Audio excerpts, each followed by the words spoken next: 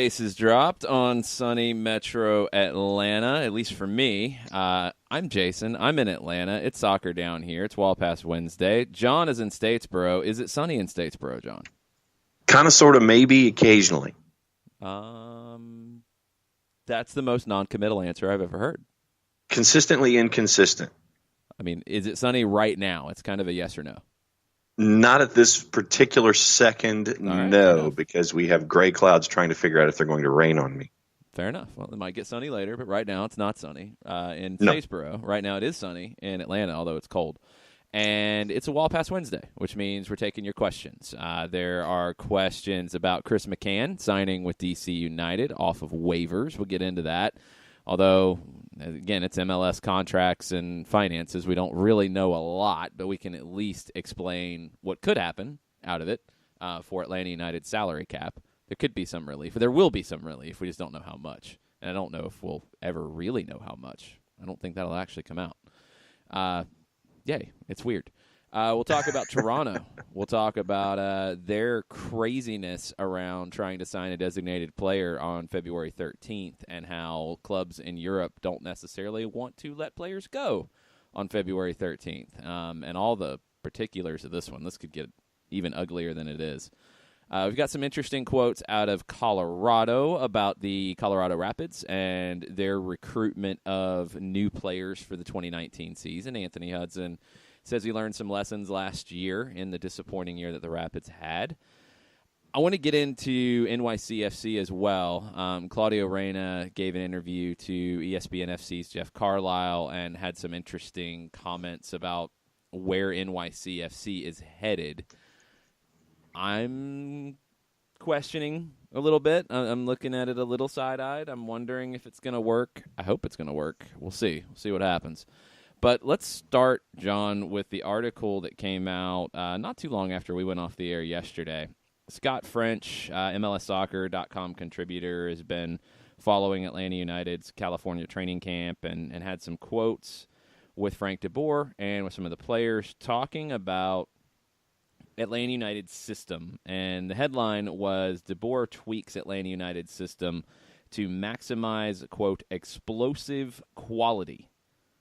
I think we'd all agree with that. This is a team that scored 140 goals in 2 years. There's only one other team in MLS history that scored more goals than that in a 2-year period. I think explosive is a fair word to use. Yes, and when you sit there and you say, okay, you scored 140 and you're plus 25 around the rest of the league, it's taking advantage of situations presented to you. And now with a new system, it's how are things tweaked and how are things different? They kind of are, but they're kind of not. Yeah, French says that DeBoer's emphasis during preseason so far has been what Atlanta United does without the ball. That's honestly, I think, the evolution that we saw from day one of 2017 until the end of 2018 under Tata Martino as well. You had the speed. You had the attacking talent of a Joseph Martinez, of a Tito Villalba, of a Miguel Almiron straight away. You knew what you had. You knew you could work with that. You knew you had that explosive quality. Over time, they became a better team without the ball. And that was something that I think led to MLS Cup. And you saw the way they played in the postseason last year versus the way they played in the 2017 season. This was a process. It generally is, I think, with a lot of teams. It's depending on what kind of players you have, and this is a team that focused on top attacking talent. Okay, that part comes a little easy, and you can also kind of let them go find the game if you create a structure to allow that. You build the defensive side. You build that chemistry. You build the idea of what to do without the ball. And Michael Parkhurst said this about this preseason. He said, we're playing a variation of the system we played last year, so not everything's completely new, but definitely some things out of our starting positions on the field are a little bit new. When he wants us to press and when he doesn't, and how he wants guys to rotate. It's a little bit more zone-oriented than man-to-man. Little things that we still need to get used to. After every game, we watch a little bit of film, see a couple of things we didn't do well, or how he wants to do it different.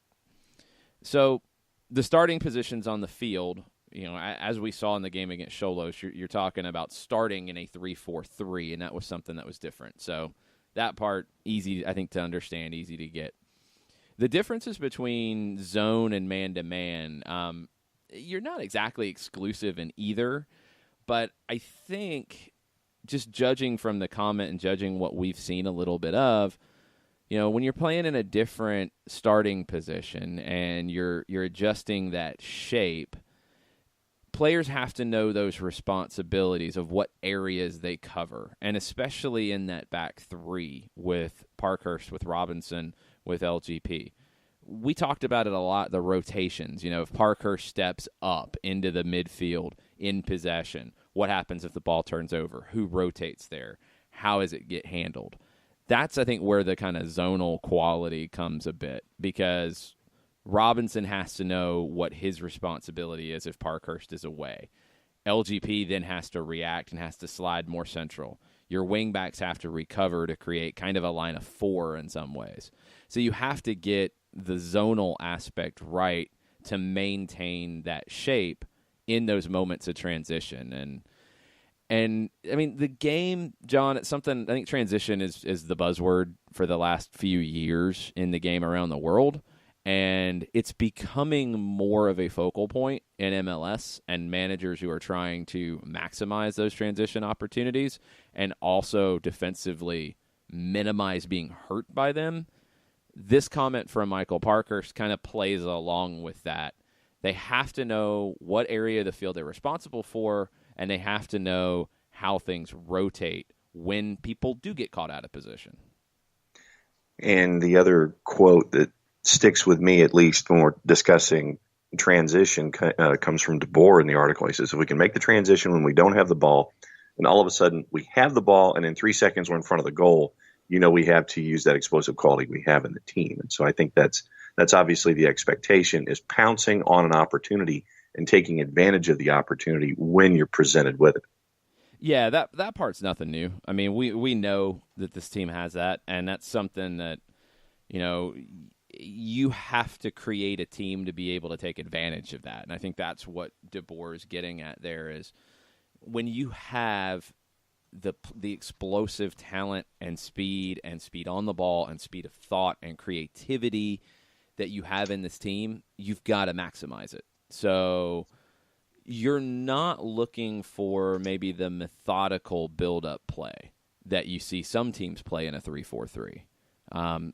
Think back to Louis Van Gaal and some of the ways that his teams would play and some of the criticisms. It was, it's just side to side. There's nothing going on here, and that's not true.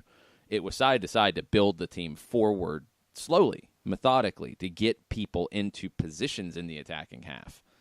With this team, with Atlanta United, you're not necessarily wanting to do that. If you get a chance to get out on the break with Tito, with Barco, with Pity, with Joseph, 2 of those 4 out on the break, you're going to let them go. And you're going to give them that opportunity to go do what they do.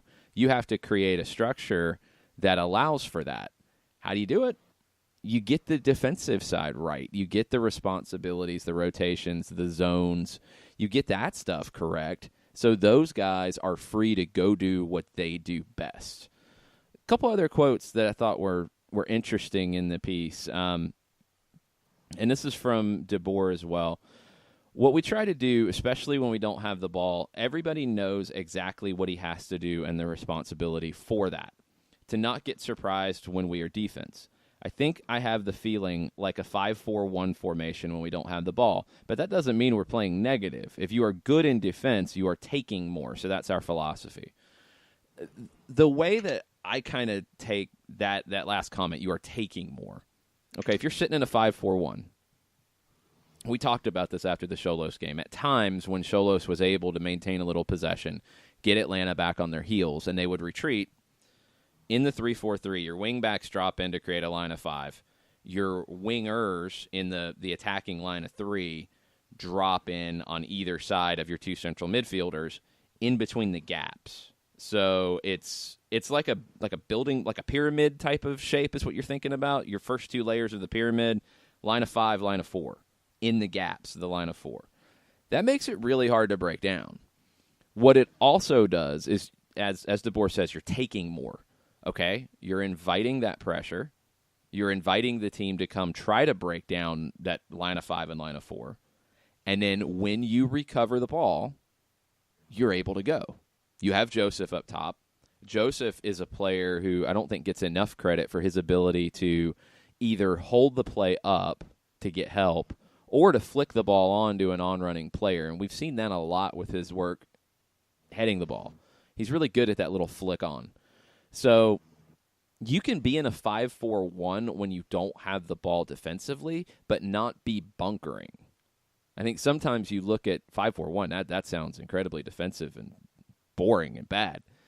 But it's a means to an end of soaking up the pressure and then breaking a team's back once they commit numbers forward.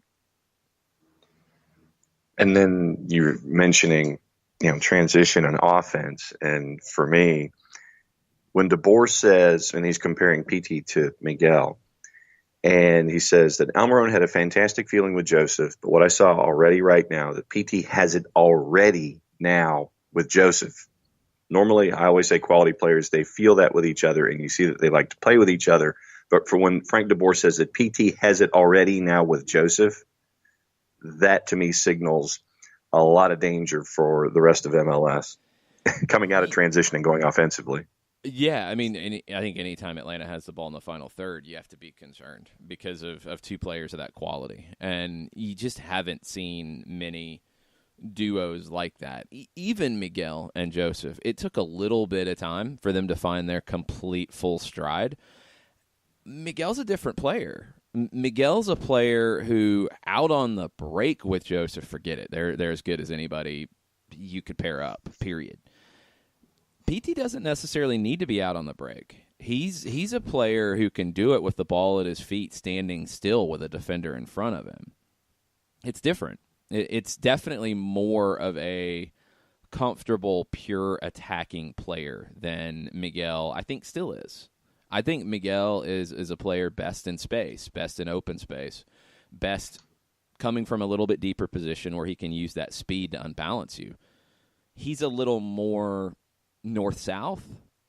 PT is 360 degrees. He can go side to side on you to create space, to deliver a killer pass. He's probably a little bit better shooting from distance. A little more creative with the ball at his feet. Probably a little bit better dribbler. So you never know if two top players are going to click until they play together. From what little bit we've seen in preseason, and a comment like this from Frank DeBoer, you have to feel pretty good about P.T. Martinez and Joseph and the link that they're forming already. And you throw a Barco and a Villalba into that mix, and whew, it's going to be fun. It's going to be fun. Parkhurst mentioned this after the game against Xolos. He said, we played 5 in the back today. We played 5 in the back last year, too. Just from there forward, it's a little bit different. Of course, we don't have Miguel out there free roaming and doing what he wants to put pressure on the defense. Barco and PT and Villalba can do those things, but it's a little more structured in that sense. And that's, I think, the difference in the way the team played last year. And let's start from Parkhurst's first statement. Played 5 in the back against Xolos. Kind of. I mean, 3 center backs and 2 wing backs. Defensively, it was 5. In the postseason and in a large stretch of the season last year, they played 3 center backs and 2 wing backs. It was 5 defensively. It was different because, as Parky says, Miguel was out there free roaming and he could go find the game in whatever way he wanted. In a 3-4-3 as opposed to a 3-5-2, you have to be a little more structured because you are committing more numbers forward. So you can't just have PT or Barco or Villalba just going wherever they want to go find it. You've got to be a little safer because of the way the numbers work out, those numerical advantages. So that structure can be even more dangerous when you break out. Because if you're able to break and you're in a 5-4-1, you've dropped into that 5-4-1, you get possession in the back and you're able to pick out one of your central midfielders. Your wingers can go or check to the ball. Joseph is your focal point up top. Your wing backs can release, and it can flip from a 5-4-1 to a 3-4-3 to a 3-2-5 in 5 seconds. And that's so difficult for the opposition who is attacking a 5-4-1, is trying to get numbers forward to break that down. You have your turnover, and you're retreating facing one striker, and then you have a line of 5 running at you very quickly. And you could be looking, if you're that center back, you're a safety valve for the opposition. Let's say you are Steve Birnbaum for DC United in week 1 of the regular season.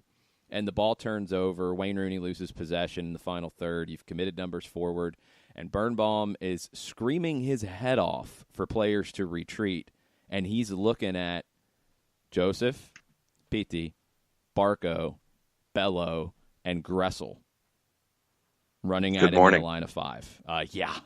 That's what nightmares are made of. So that's what this team can do.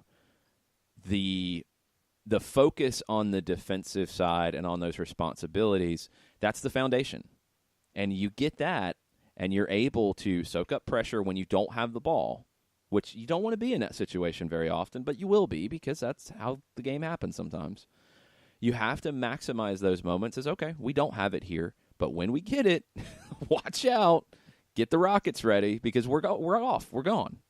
And that's what this team is going to be able to do. They're also going to be able to break down defenses that sit back deep because of the quality of the players involved.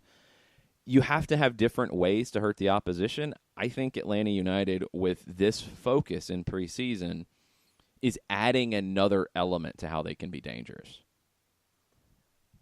And, you always look at defense creating offense. And if you get the defensive part down, you get your defensive assignments down, you understand how patient you have to be in your assignment, in your area, not over pursuing, not overlapping, not doing someone else's job.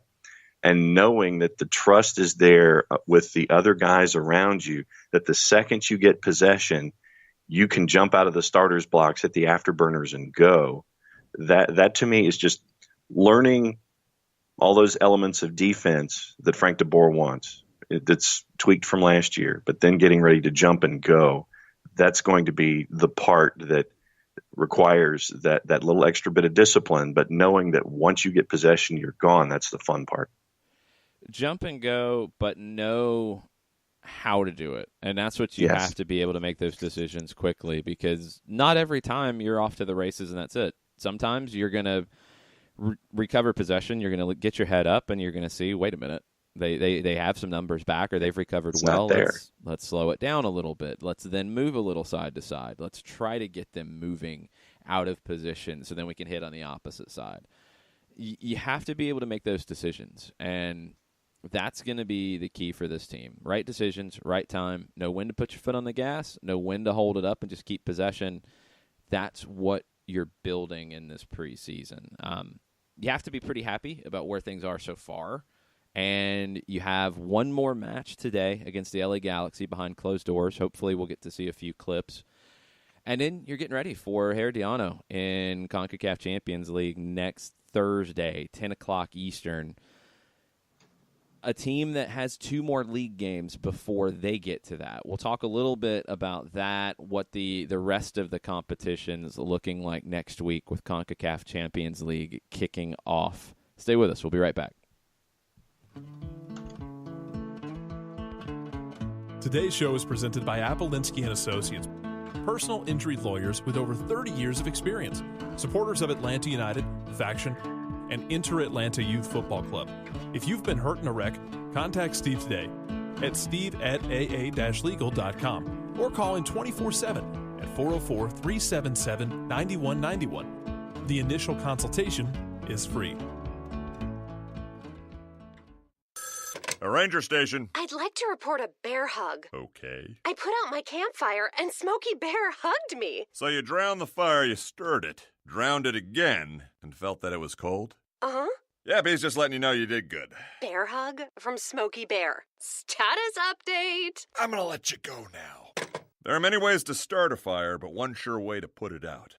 Learn how you can do your part at SmokeyBear.com. Sponsored by the U.S. Forest Service Ad Council and your state forester. We know that every driver is different, and a one-size policy does not fit all. That's why Country Financial offers a variety of discounts, so you get the coverage you need and the savings you deserve. From good driver to good student, multi-policy to multi-car, we've got a discount to suit every driver. Call Jason Wright at 678-568-6871 today to see what you could save. On Facebook at Jason Wright Agency or by phone at 678-568-6871. Discounts vary by state. Policies issued by Country Mutual Insurance Company, Country Preferred Insurance Company, or Country Casualty Insurance Company, Bloomington, Illinois. Every hiring manager knows that a company is only as good as the people it's made from. So where do you find the best people? That may surprise you. Meet the grads of life. Young adults of unique determination and experience. An ideal fit for your company in an entry-level position, internship, or even mentorship. They might not have every qualification you typically look for, but they're exactly who your company needs. This is talent worth knowing about. Go to gradsoflife.org to learn how to find, cultivate, and train this great pool of untapped talent. Brought to you by the Ad Council and gradsoflife.org. Welcome back. Soccer Down here. February 13th. It's a Wall Pass Wednesday. If you have questions, send them in on Twitter at Soccer Down here. 10 o'clock, we're going to talk Georgia Soccer Hall of Fame with Atlanta United Academy Director Tony Annan. He was one of the inductees this past weekend, along with the 1968 Atlanta Chiefs squad. So talk to Tony a little bit about his Atlanta United duties. I mean, you know, we get a chance to talk to him. We're going to ask him a couple questions about that, but we're going to focus on his career because I think it's something that maybe a lot of people might not know. You know, his time coming to the Atlanta area, the different clubs he's worked with, the growth that he's seen, and want to talk about him, you know, and what it means to be a Georgia Soccer Hall of Famer. It's a very prestigious honor for an organization that's been around for just over 50 years now. So we'll talk to Tony at 10 o'clock, but first we're talking CONCACAF Champions League. Atlanta United is the final game of the first legs of the round of 16. It kicks off at 8 o'clock next Tuesday. Saprissa and Tigres, which is going to be one of the heavyweight matchups in the round of 16. Saprissa, they're not having as poor of a season as Herediano, but they're not exactly lighting it up at the moment in Costa Rica. They're in fourth. 4-2-2 through 8 matches of the current season. Remember, they do a split season like a lot of leagues in Central America and Mexico. So they're in fourth. They're 8 points behind Grecia, the top team in the league. They have one game in hand. That puts them, they have one more match played than Herediano, who is on 8 points, 6 points back. Tigres is probably next to Monterrey as one of the most valuable teams when you just look at the roster on paper in the tournament. Atlanta is probably right behind them. So this is going to be a fun one. Saprissa is a team, John, that you always look for in this tournament. You want to see who they're matched up with. They have a reputation of giant killers. But Tigres is second in Liga MX right now, 4-1-1 in the current season. They've only allowed 4 goals in 6 matches. Saprissa's current form makes you think that this might be a little bit too big of an ask. Yeah, and I know that we're kind of jumping around slightly when I introduce this, but who is currently ahead of them in the table in Liga MX? Well, Monterrey. Uh-huh. And they're on the other side of the bracket. So you look at Saprissa, and the first thing, honestly, that pops into my head when you mention Saprissa is pain in the butt. Traditionally, in these competitions, they come up and you sit there, and if anybody underestimates Saprissa, they always end up getting bit. However, I don't think that this is going to be one of those times. They get the first leg at the Estadio Saprissa, which is a very, very difficult place to play. Mm-hmm. That's going to be a big help, and they have to maximize that. Saprissa needs to win and maybe needs to win by a couple goals to have a shot when they go to Tigres the following week. The other match at 8 o'clock on Tuesday is Toronto FC headed to Independiente of Panama. First time in the tournament for Independiente. They will be very, very excited to be in this. They get to host the first leg as well. Toronto, what is going on with Toronto?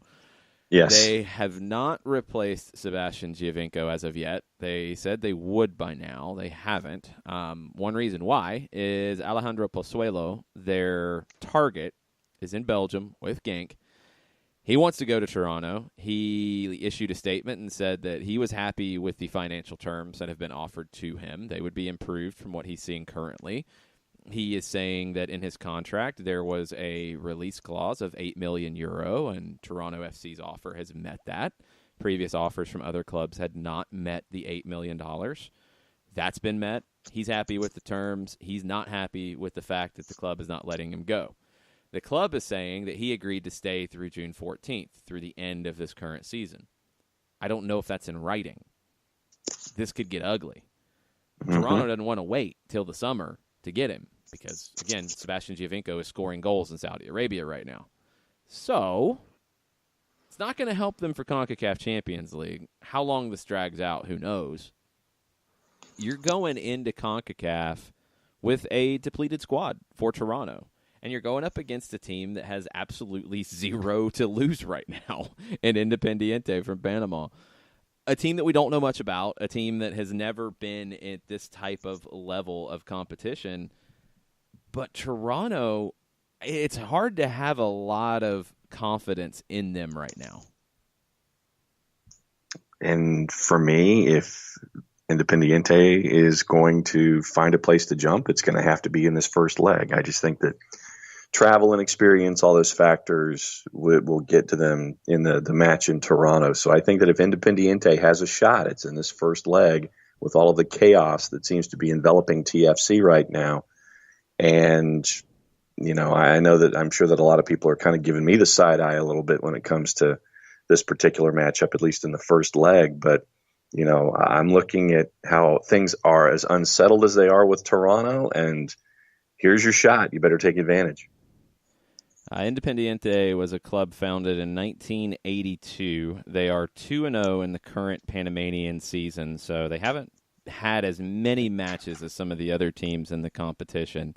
They have a nickname of Los Vikingos, the Vikings. The Vikings. So I'm very intrigued to see Independiente make their debut. It's one of the fun things about CONCACAF Champions League is you get clubs that you have never heard of, and it's fun to learn a little bit about their history. See some players who you could very well see in MLS in coming years. A lot of players from Central American clubs have used these matches as an audition. And be on the lookout for players with Independiente that you're like, maybe that guy could join Toronto. Maybe that guy could join a different club. You'll see some of that. Maybe he could join Toronto. It's happened. It's happened plenty of times where clubs have played somebody in CONCACAF Champions League in the next transfer window. Oh, there's a signing. There you go. Another match on Tuesday night, 10 o'clock, the late one, Houston Dynamo and Guastatoya from Guatemala. Another newcomer to the tournament. First time in it. Again, they get to host. That, you know, we've talked about it and we'll continue to. That's a huge advantage in the first leg when you're new to this thing. It's a little more comfortable to get that first game at home in this type of situation. No doubt about it, and especially when you're a minnow like this and you're getting Houston coming in, to have your home crowd behind you, to have all of those creature comforts that are there as you're drifting into a tournament. So once again, if you're going to get your pound of flesh out of Houston Dynamo, you better do it now, because I think that the reverse fixture and all of this, I think that would be where Houston makes their hay. So if you're Guastatoya, you better do it at home once again. And that's for me, that's going to be the fun part of these first legs, with all of these first timers having to do it at home. So that for me is what I've got my magnifying glass on, is all of the first timers getting their first shot out of the blocks and not having to travel very far. They won the last two tournaments in Guatemala, and it was their first titles ever in the club's history. Currently, it's not so good for Guastatoya. They are in last place in the Liga Nacional. 0-3-3 so far through 6 matches. They're going to have to find some form pretty quickly. 3 goals scored in 6 matches. That's going to be a problem for them against the Dynamo. Although the Dynamo, first game, not a ton of changes in the offseason. I think Houston is a kind of a wild card team to watch for making a run in MLS if they stay healthy. They just don't have the depth. They don't really have any injuries that we know about thus far going into the season. So I would expect them to be pretty strong. I think they get through the series pretty comfortably. But, first leg, Guastatoya, they have to throw everything at it and see what they can get out of it. I think they're another one that kind of needs a 2-goal win to have a shot in the second leg. Wednesday, another debutant, Atletico Pantoja. They host the New York Red Bulls. They are not hosting them at their normal stadium. It did not meet standards for CONCACAF. So the Red Bulls are going to play, I believe, at the National Stadium for the Dominican Republic. The teams from the Dominican have, I think this is the second time they have qualified for this tournament. So very little experience in these types of situations. Probably very little experience playing against a team with a style like Red Bulls. That should give New York a huge advantage here. Yeah, and this is the one where I was sitting there and I'm looking at New York, and this one would not surprise me if New York handled this one as opposed to all of the other first-timers. So once again, I'm looking at this as a comfortable matchup, but take advantage of it now because others may not be so fortunate. Yeah, it's a 6-team league in the first division in the Dominican Republic. This club was founded in 2000, so they don't have a ton of history. They're 2-2-1 through 5 matches in the current season. That puts them in 4th, but it's a John Nelson gaggle 1st through 4th. They're all separated by a point. Hashtag gaggle, sir. Yes, it is a hashtag gaggle in the Dominican for Atletico Pantoja. But this is not quite their 20th year of existence. Pretty cool to see, a team like this, Los Guerreros, the Warriors, get into a competition like this. They will get the backing of the whole country in this type of situation. So I would think potentially a big crowd and potentially a pretty tough environment for the Red Bulls to go into. But the Red Bulls, outside of losing Tyler Adams, you're bringing everybody back. You have a steady system. You know how you're going to play. You are early in preseason. Are you going to have the fitness to press? You might have to manage that a bit, but you should take care of business in the first leg. Yeah, I'm down with Red Bulls in this one. I'm more confident in this one than I am with a lot of the other traveling teams with minnows who have the chance to come up and bite you. I've still got Red Bulls here. Yeah, should be okay in this one. Next one on Wednesday, also 8 o'clock, Marathon of Honduras hosting Santos Laguna of Mexico. Santos, I would say, is one of the favorites of the competition. Marathon is one of the powerhouses in Honduras. They are generally winning titles or at the top alongside Motagua and Real España and Olimpia. Currently, through 5 games, Marathon has not lost yet. They're 3-0-2. They're tied with Motagua at the top of the league. Could be a little tricky, and it's another one where the underdog gets the first leg at home. Marathon's been in these situations before, so they're not going to be completely out of their depth, but talent-wise, it's a pretty big gap. You're going to have a lot of Marathon players, again, playing for that opportunity to get noticed and to move on. But this is a team that in the last couple of years in Honduras has been winning a lot of championships. So they have a pedigree, and we'll see if they can test Santos Laguna on Wednesday. Yep, and Santos Laguna right now in the middle of the Liga MX table, 6 matches in, 2-2, but they're only 2 wins away from Monterrey at the top of the ladder with 14 points, with Santos at 8. And Santos, for me, on the left-hand side, was one of those teams that I've had circled the entire time when the whole bracket first came out. Well, you mentioned Monterrey earlier. They're leading Liga MX. They travel to El Salvador to face Alianza. Alianza currently leading the El Salvador League 4-0-1 at the moment. This is, I think, the biggest team in El Salvador historically. You have a couple others that would probably argue with that, but Alianza is maybe the best-known club out of El Salvador. You've had a lot of the top players from El Salvador come through that club. They won the CONCACAF Champions Cup in 1967. It's a long time ago, but they've won it. They're sponsored by Pepsi, for those of you who would enjoy that type of thing. Maybe CM Punk's a fan. I don't know. You can get the big Pepsi logo on the front of the jersey. But there you go. This one, Monterrey should run through this easily. I don't think and this is one of the greatest nicknames in CONCACAF, Los Albos Paquidermos, the White Elephants. I don't think the White Elephants of Alianza are going to be able to handle Monterrey. No, and Monterrey last time out put 4 on Lobos. Right now they're at top of the ladder, plus 11, and I've just got to go with Monterrey here.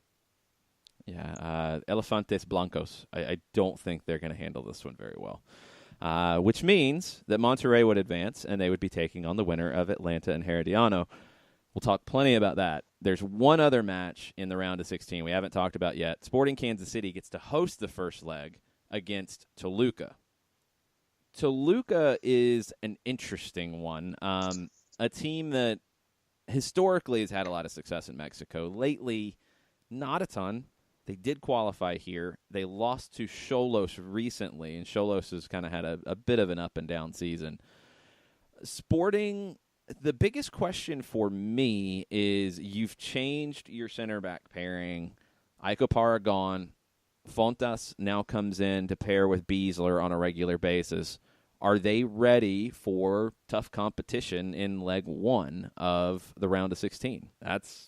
To me, that's the biggest question about Kansas City for this. Yeah, I mean, defensively, just solid as ever. And I know that yesterday we discussed most indispensable player. And when we got to Sporting, for me, it was Tim Melia. And, he can stand on his head, and he's got guys in front of him. So I'll go with Sporting in a tight one.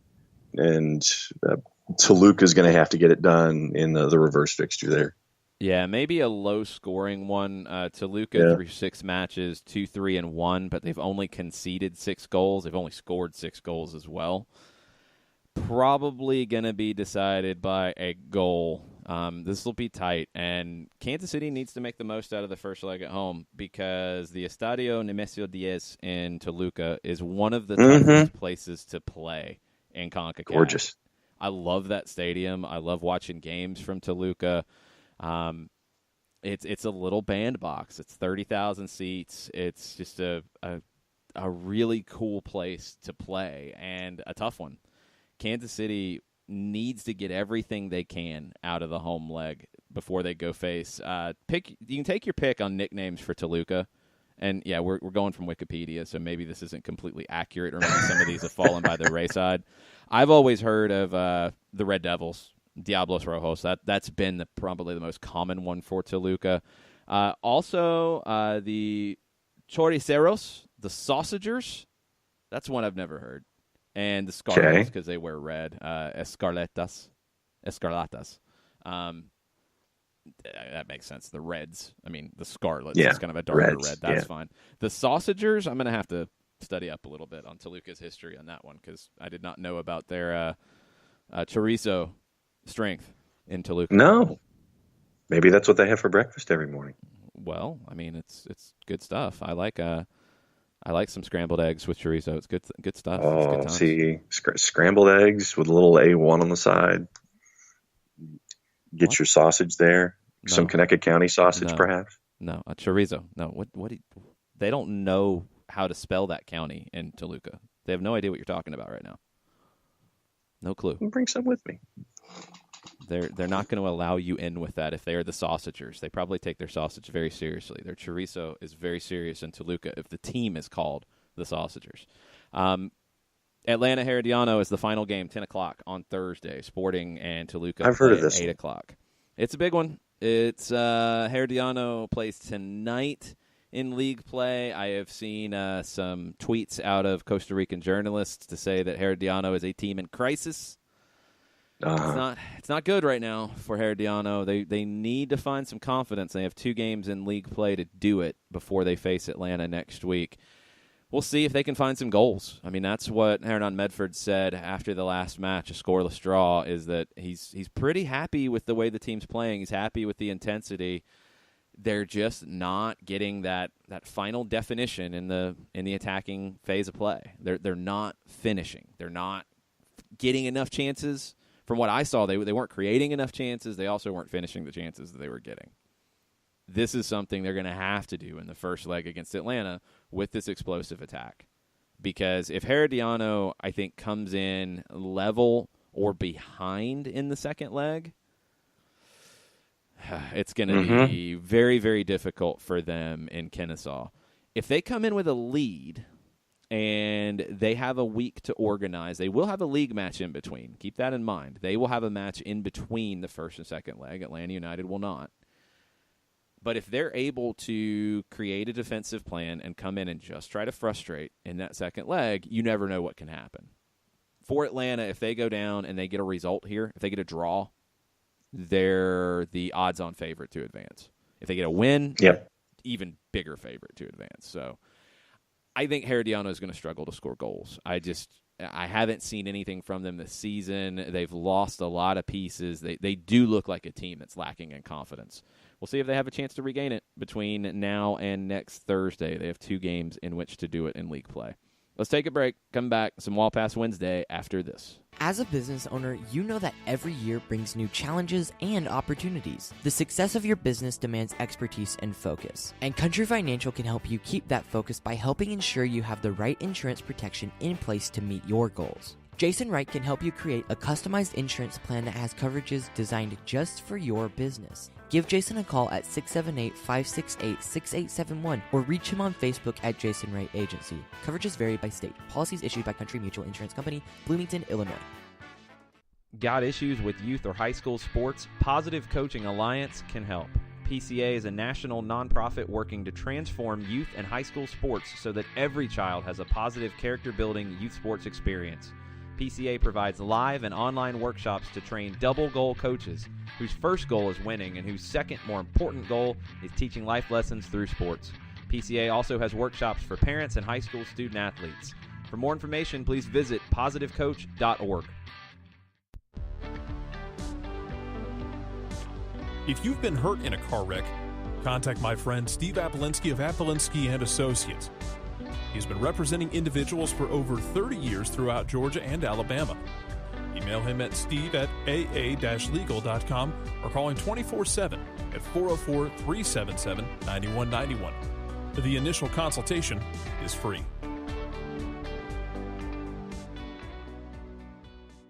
I adopted Bento in 2010 from a shelter.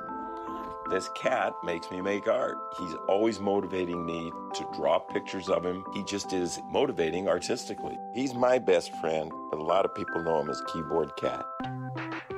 Keyboard Cat, YouTube star and shelter pet. Amazing adoption stories start in shelters. Start yours today.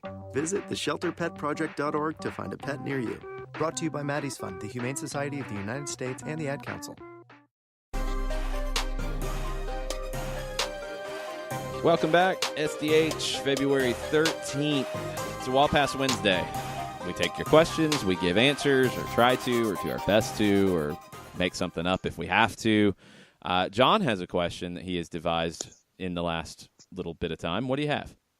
Well, when you're on the road by yourself and you sit there and you have conversations and go, self, and you recognize it.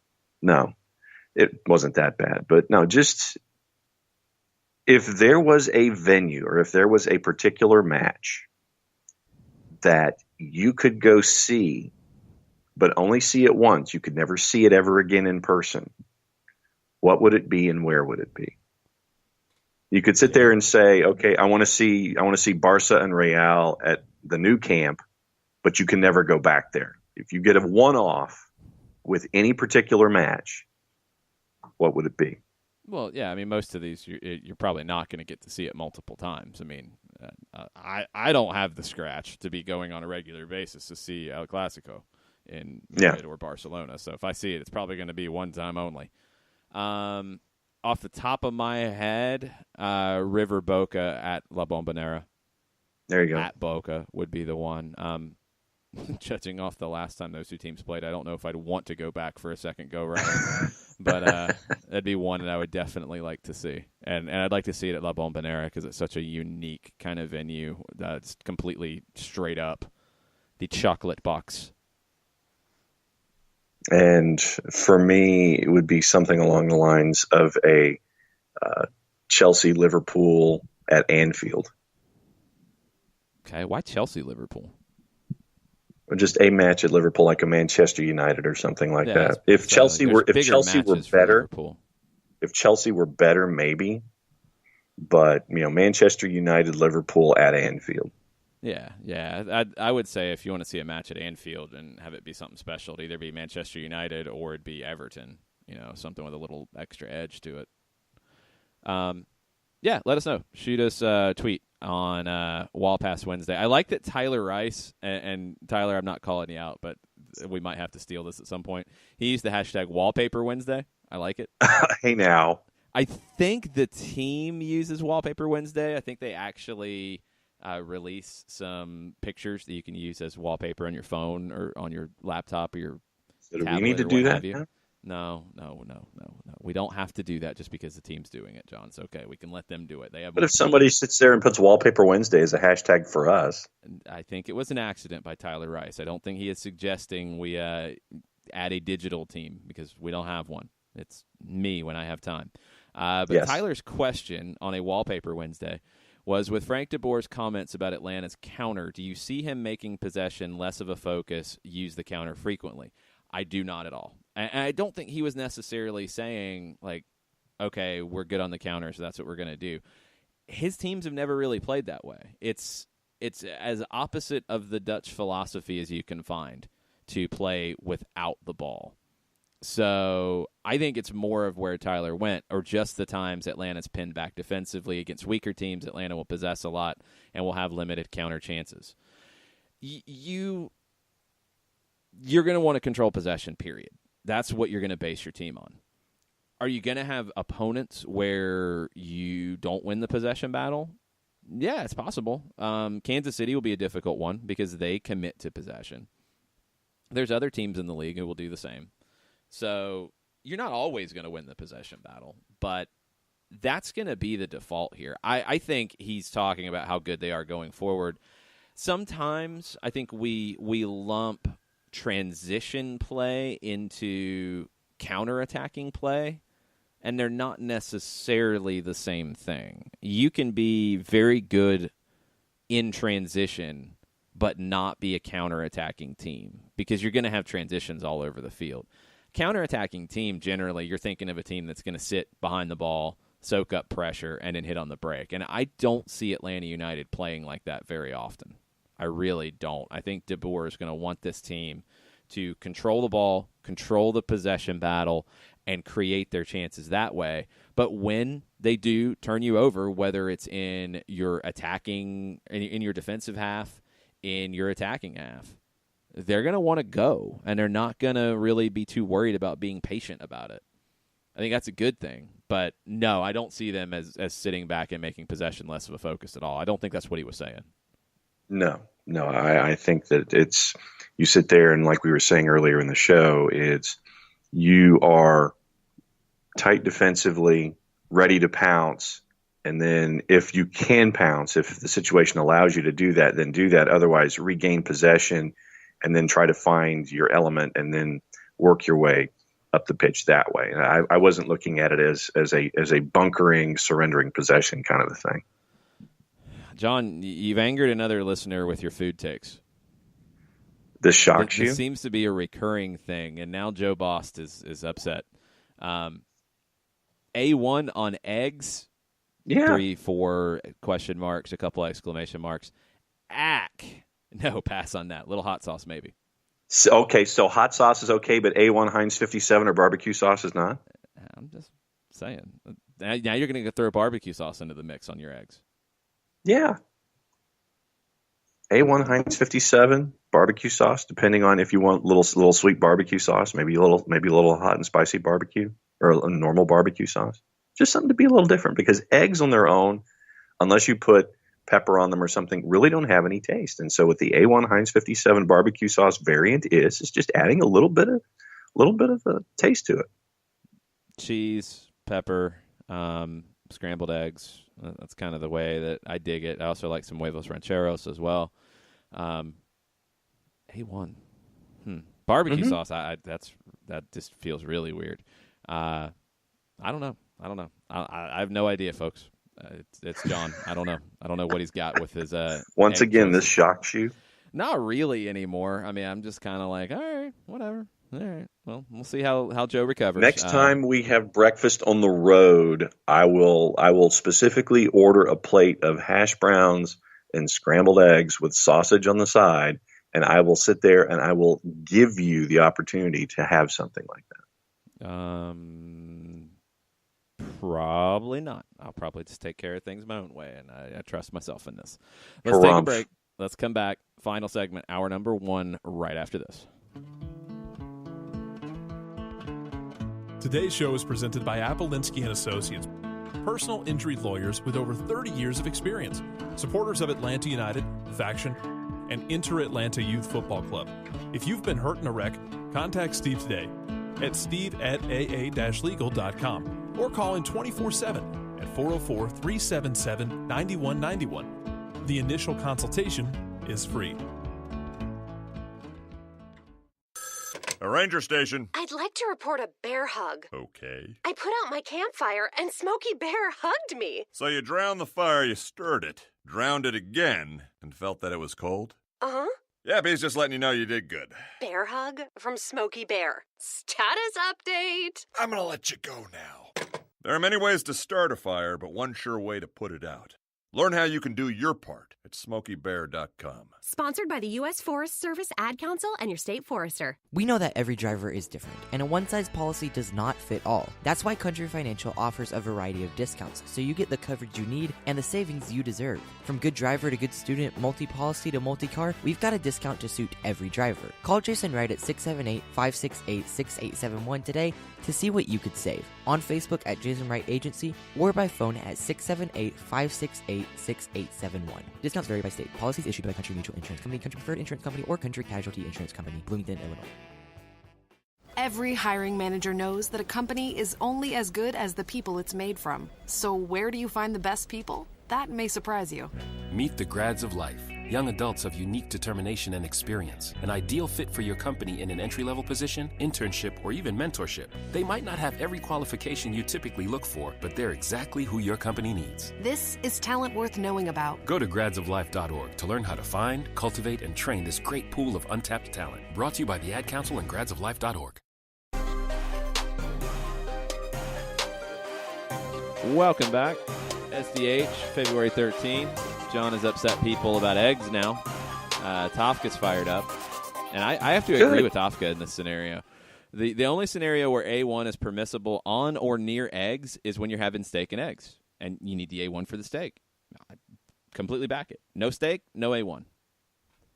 Harumph to both of you. Yeah, I'm just saying. You didn't have my scrambled eggs growing up, sir, in all of their blandness. But you don't have to have them bland now. You can have glorious scrambled eggs with cheese or salsa or huevos rancheros or whatever else. I know some people put ketchup on eggs. I've never understood that. No, one. see, that is wrong. That is just nasty. So you're going to say that A1 is glorious and ketchup is nasty? Like, really? For eggs, How different are they? I don't know. My mind is blown. We'll see what happens. Let's get to a question from Kefsey on a Wall Pass Wednesday. I hope this is the first of many CONCACAF Champions League runs for Atlanta United. Of all possible participants, where are some potential places y'all would like to be for an away leg? I'll be happy to make a Caribbean destination one day. Yeah, Jamaican League, please. Can we get into the CONCACAF Champions League? That would be fun. I would be down with that. Who else? Dominican. Yeah, maybe. That could work. We've not seen a team from Puerto Rico back in the competition in a while. We haven't seen a team from Bermuda, I think, ever in the competition. They're part of CONCACAF. So, your clubs from like the U.S. Virgin Islands are not very big. I don't think they're very realistic.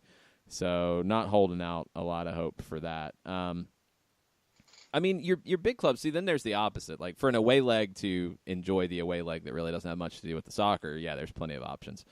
But Club America at the Azteca would be amazing. Monterrey, if you see it in a few weeks, would be amazing. Toluca? Yeah, we've talked about Toluca. I was trying to think of another Mexican stadium that would be really cool. Tijuana. I mean, on a big night at Tijuana, the Estadio Caliente is caliente. It would be a lot of fun. Pretty intense. That would be a good one. Turf that they have. Yeah, and well, our guys are accustomed to turf, so that's not a big deal.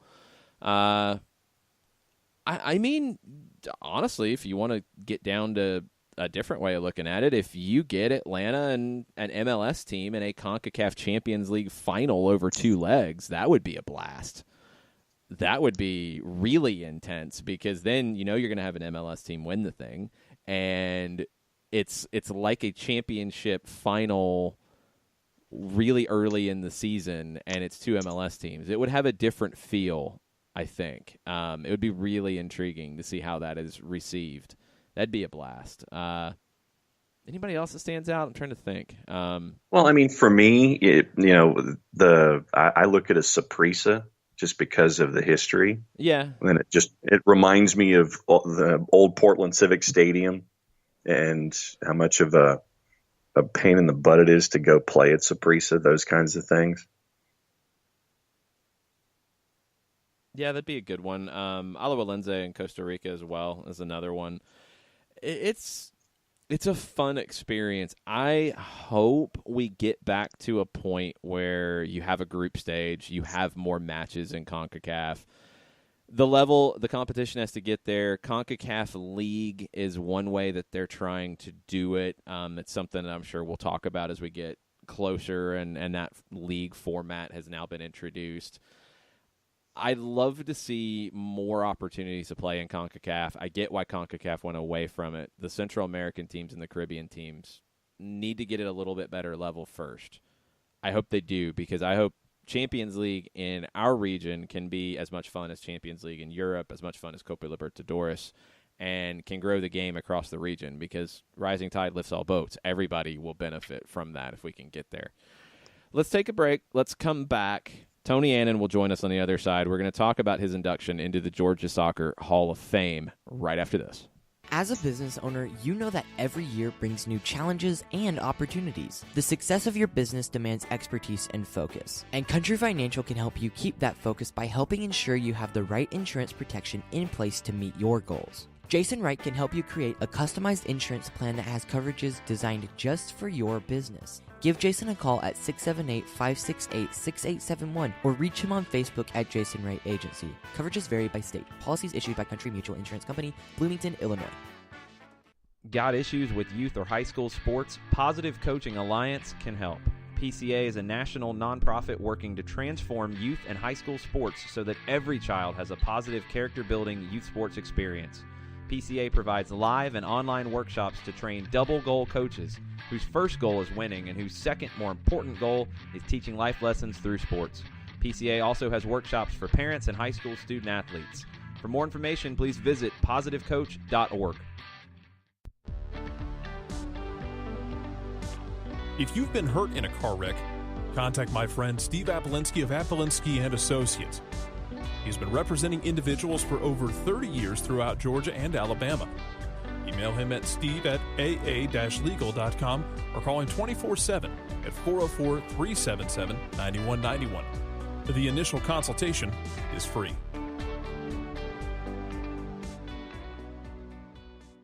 I adopted Bento in 2010 from a shelter. This cat makes me make art. He's always motivating me to draw pictures of him. He just is motivating artistically. He's my best friend, but a lot of people know him as Keyboard Cat. Keyboard Cat, YouTube star and shelter pet. Amazing adoption stories start in shelters. Start yours today. Visit theshelterpetproject.org to find a pet near you. Brought to you by Maddie's Fund, the Humane Society of the United States, and the Ad Council. You're listening to Soccer Down Here daily on SDH Networks, a division of OSG Sports. Find us at Soccer Down Here on Facebook and Twitter. The time is now the top of the hour. Peep, y'all. Welcome back. Hour number 2, Soccer Down Here for February 13th. John, we are now being joined by a Hall of Famer. Hall of Famer. Of the Georgia Soccer Hall of Fame. Tony, how's it going? Good. How are you doing? Doing good. How was that on Saturday to be inducted into the State Association's Hall of Fame in front of all your friends and soccer family here in the state? It was a pretty cool event. Unexpected, to be honest. I think one of my family members asked me if my career was over. I hope I said, no, not quite. But it was nice. It was obviously a nice recognition, and to be put in the Hall of Fame with all those other people who are deserving of it was a nice event. They did a really good job of it.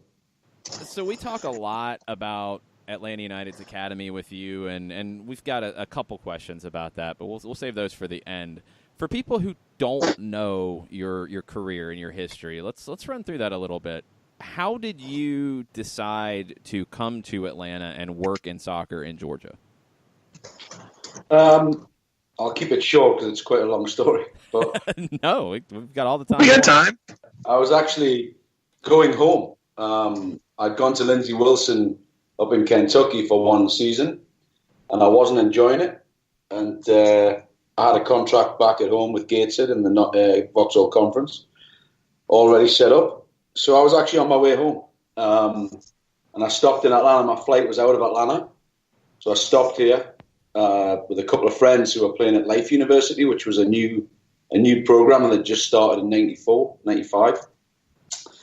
And I stayed with them for a week, and I kind of fell in love with Atlanta a little bit. So I went training, and Graham Tutt asked me if I'd stay and transfer to them instead of going home to Newcastle, and I did. So that's kind of how I ended up in Atlanta. Wow. Which is quite bizarre.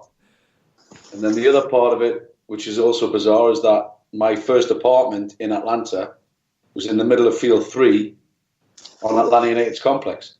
Nice. Wow. Is my tour when I tour people around the training ground from other clubs or associations, I love to stop and just tell them that's where I started my reign in Atlanta. So, yeah, it's kind of bizarre how I got here, but I ended up playing for Life for the next 4 years. And obviously, as soon as I started at Life, I started coaching at Concord Fire and Ricer and Forsyth. I was kind of doing training kind of all around, you know. So let me go back to the Georgia United days. When you, Dave Smith, and Iggy Malika are sitting around a table and you want to come up with the idea of Georgia United, what were those conversations like? Honestly, really easy. I think we sat there and we took the idea. I took the idea at Iggy and Dave originally and said, listen, what do you guys think about doing this? It means we've got to check all egos at the door. It means we've got to put everything that we've been doing with our clubs kind of to one side. But it's the only way we're going to do and put Georgia on the map, really. You know, Concord have been doing a good job. The other academy, DA academy clubs hadn't really fulfilled their potential. So it was basically, can we do this and can we do it right and can we do it the right way? Well, it's going to take some sacrifice and it's going to take some commitment. And it was very easy. Dave said, I'm in. Iggy said, I'm in. Dale from AFC Lightning was the other guy. He said, let's do it. So we put a huge presentation together and took it to the Federation. And the Federation liked the idea and gave us the go-ahead to go ahead and try and start it. So it wasn't really a back and forth, well, what about this, what about that? It was just something that we all believed was the right thing to do at the time. And like I said, it worked out pretty well. Let's go back a little bit before that. So you had the Development Academy launch, and as you mentioned, you had some different clubs that were doing it. And I think the early days of the Academy across the country, it wasn't necessarily very different from how it was here. You had some clubs who got it pretty quickly, and you had some clubs who struggled with the differences and the change in philosophy. How much did you watch from your time coming to life and the decision to form the coalition on Georgia United?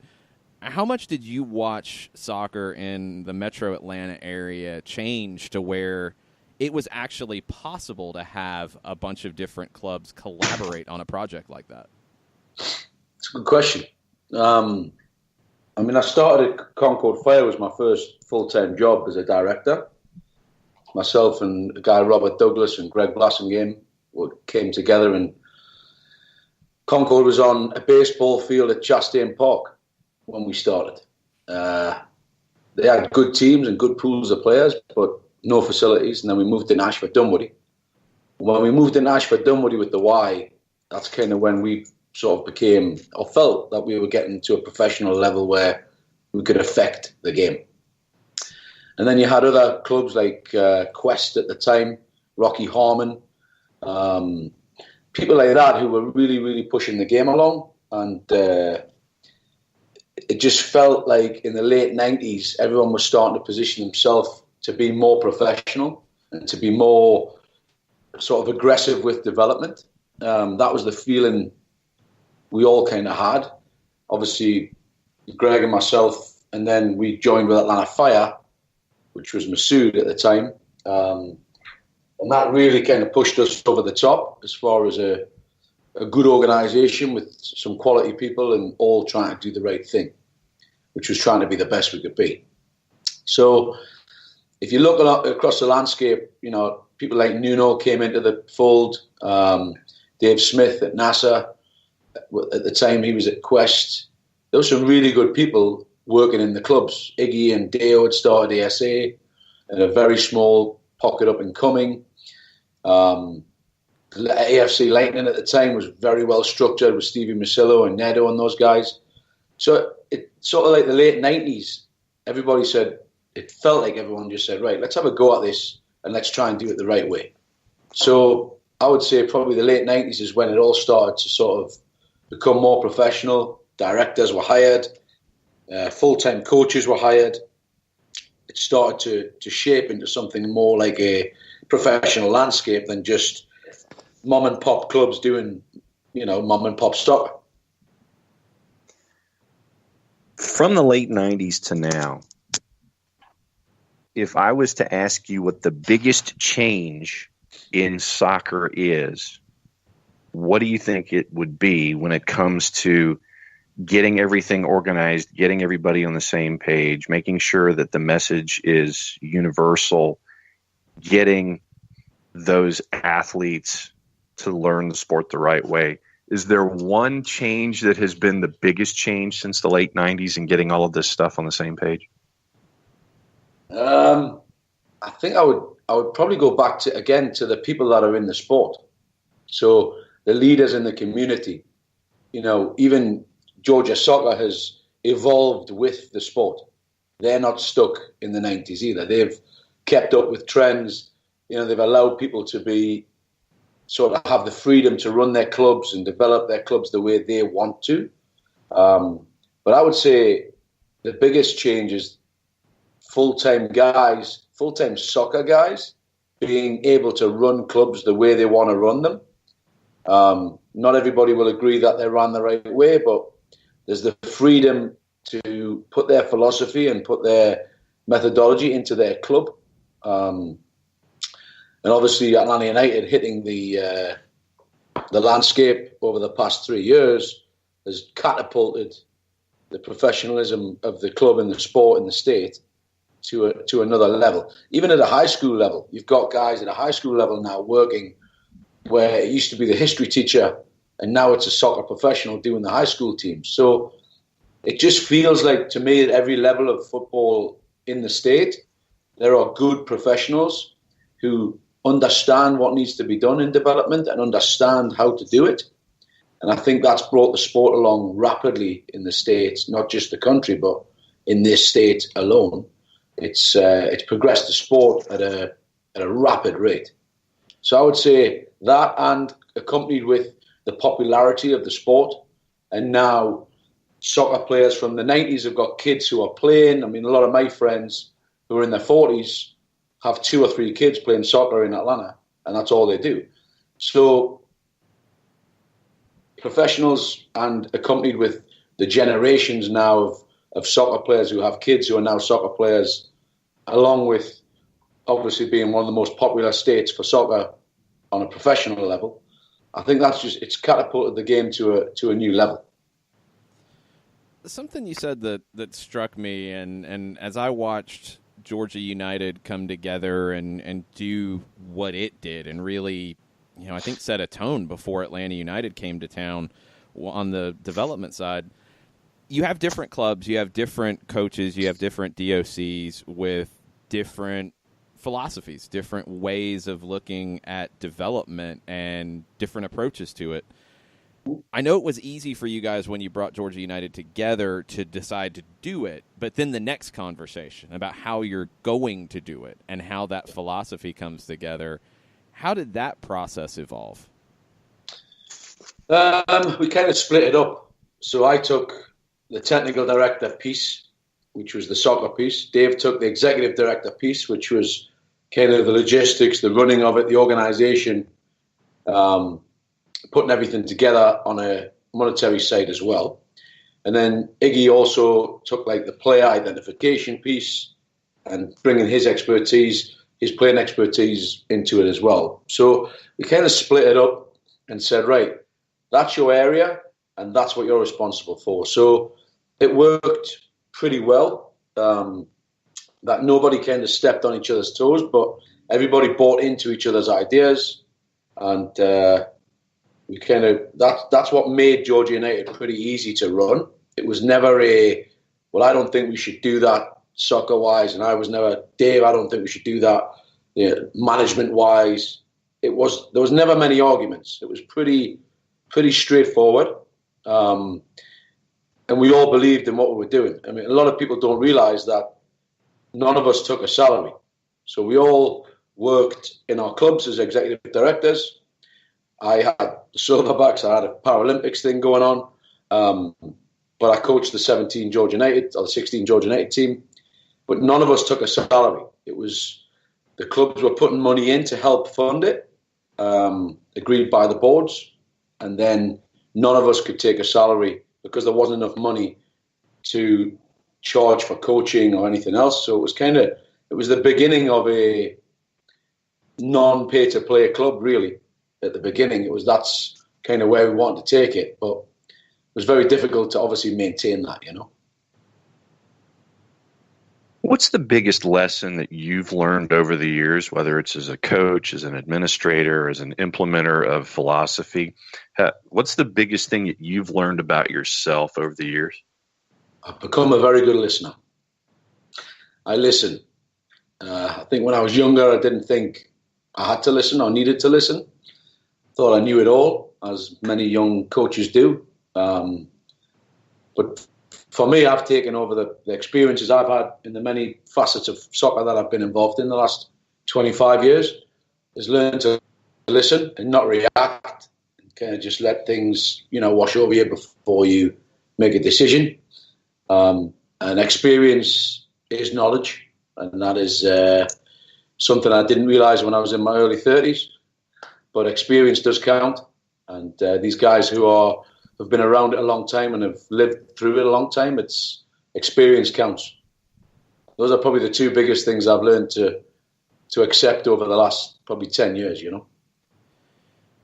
So as Atlanta United was coming together and, we all kind of knew this was about to happen and the talk started around the academy, what was the process like with what you guys were doing at Georgia United, and then, hey, let's partner up and bring this opportunity together to Atlanta United? And, we talked about it when when the Andrew Carlton signing happened, that partnership and that process allowed him to sign a homegrown deal faster than I think anybody thought of. People around the country are looking at this like, wow, how did they do this? How did that whole conversation come to use Georgia United as the trampoline for Atlanta United's academy? There was a lot of conversations between Darren and I in the early days. I accidentally ran into Darren probably the first week he was here. It was a Christmas time, and I was watching a Newcastle game with my father in Fiddles, and Darren was in there, and I recognised him. I said hello, and we started talking about youth football. And then after that, we met probably another 10 to 15 times for a coffee just to talk youth soccer. So Darren really wanted to know what was going on, what the landscape was like, what could be done, what would be the struggles. So we met quite a few times before he even put forth the idea of me coming to work for Atlanta United. I think every conversation, he'd asked me to meet him at 7 a.m. up at Sugarloaf, and I was living in Marietta at the time, so I was getting there for 7 a.m. and saying this is what I want to do, so I have to make it. But every conversation kind of got further and further and down the line and closer to the fact that Georgia United was doing things what we thought was the right way, but we had our struggles, right? The resources just weren't there to do everything we wanted to do. We knew how professional we wanted to make it. We knew how it was changing the landscape, not only in Georgia, but we were getting called from Richmond, San Diego. How did you do this? How did you do this? It was always the same answer. It was nobody has an ego and we all want the same thing. It's not rocket science. It's not a secret. But the more I talked to Darren, the more he understood that a neutral academy was the way to go, and not really partner or pair with anybody. So we really didn't partner with Georgia United because Georgia United existed still in the younger age groups. We took the place of Georgia United's older teams. And with that, we brought 11 players from Georgia United to Atlanta United. And that's how we counted that from September all the way through to next summer. Since I joined Atlanta in the September, I kept working for Georgia United for another 10 months. So by me working for Atlanta United and working for Georgia United for the remainder of the year, that was enough for the league to say that there was a relationship between the two clubs where homegrown hours could be counted. So the league determined that. But it wasn't a merger of Atlanta United and Georgia United, as a lot of media reported at the time. They hired me as the academy manager under Richard Money, who was the academy director. And when I came, then 11 players from the Georgia United teams came over as well. So we never took the teams in whole. We took some of the players that we felt could play at the next level. And that's kind of how it happened. There wasn't a lot to it. And what Darren described was we took Georgia United's concept and we put it on steroids. We gave it resources, we gave it legs, and we allowed them to do what they felt they wanted to do, but they couldn't do at a club level, which was the truth. And that's kind of how it sort of all came about. So then, I guess this is the crystal ball question. Now that you have something on steroids and you've seen all of these athletes come through and make their marks on the pitch, what's next? What's the next couple of years? How would you like to see it continue to grow and evolve to continue to reinforce it being the force that it has become in such a short period of time? Well, one of our core values is innovate continuously. So I live by that. I'm big on innovation. I'm big on trying to push the envelope and raise the bar. Obviously, when you've got the backing of Arthur and Darren, Carlos, they regularly tell you, what are you doing to push the boundaries? What are you doing to innovate? So we've got a couple of ideas I'm working on at the moment that would, in my opinion, change the landscape in MLS more than club soccer. So really now my innovation is about doing it better than anybody else in the MLS. Obviously, we've pushed a few kids through. we've got to continue to do that and try and sort of broaden our profile of who we push through. But those are the sort of things that are at the forefront of us now, is how do we make this better than it is? How do we make it more attractive to be an Atlanta United Academy player? How do we push the envelope of development? Because that's a continuous thing that needs to be looked at and evolved. And like I said, I've got a few things I've got going on project-wise right now that may come to fruition this fall or maybe next spring. I'm not sure when I'm gonna actually be able to do it, but we're working in our little think tank of our staff to try and push the envelope and be better than everybody else, because that's what we want, is to be the best academy, producing the best players and having the most homegrowns in the league, in our team. And that's our direction and that's our drive every day. One thing we've seen some academies do, as we finish up with Tony Annan, Academy Director at Atlanta United, also Georgia Soccer Hall of Famer, and kind of start to look ahead a little bit, we've seen Philadelphia launch a high school attached to their academy, and we've seen some other academies in MLS form partnerships with schools. What is the education and the schooling side like for Atlanta United's academy? Is it something that you guys talk to with the players on a regular basis? How does that process look as you look beyond just what they do on the field, but who they are as young men? Yeah, another good question. Again, we're 3 years old, so we've got to a point now where we're kind of stable and got our programs in place and everything else. So now part of that innovation is how do we get more time with players? How do we control their schedule a little bit more without adding a residency? Okay, so Carlos, myself, Darren, high on a residency program where you control them 24/7, just from a human development standpoint, not just the soccer. But to be able to control their schooling, and be able to control sort of when we can bring them in and when they go to school would be obviously the evolution of what we're doing now.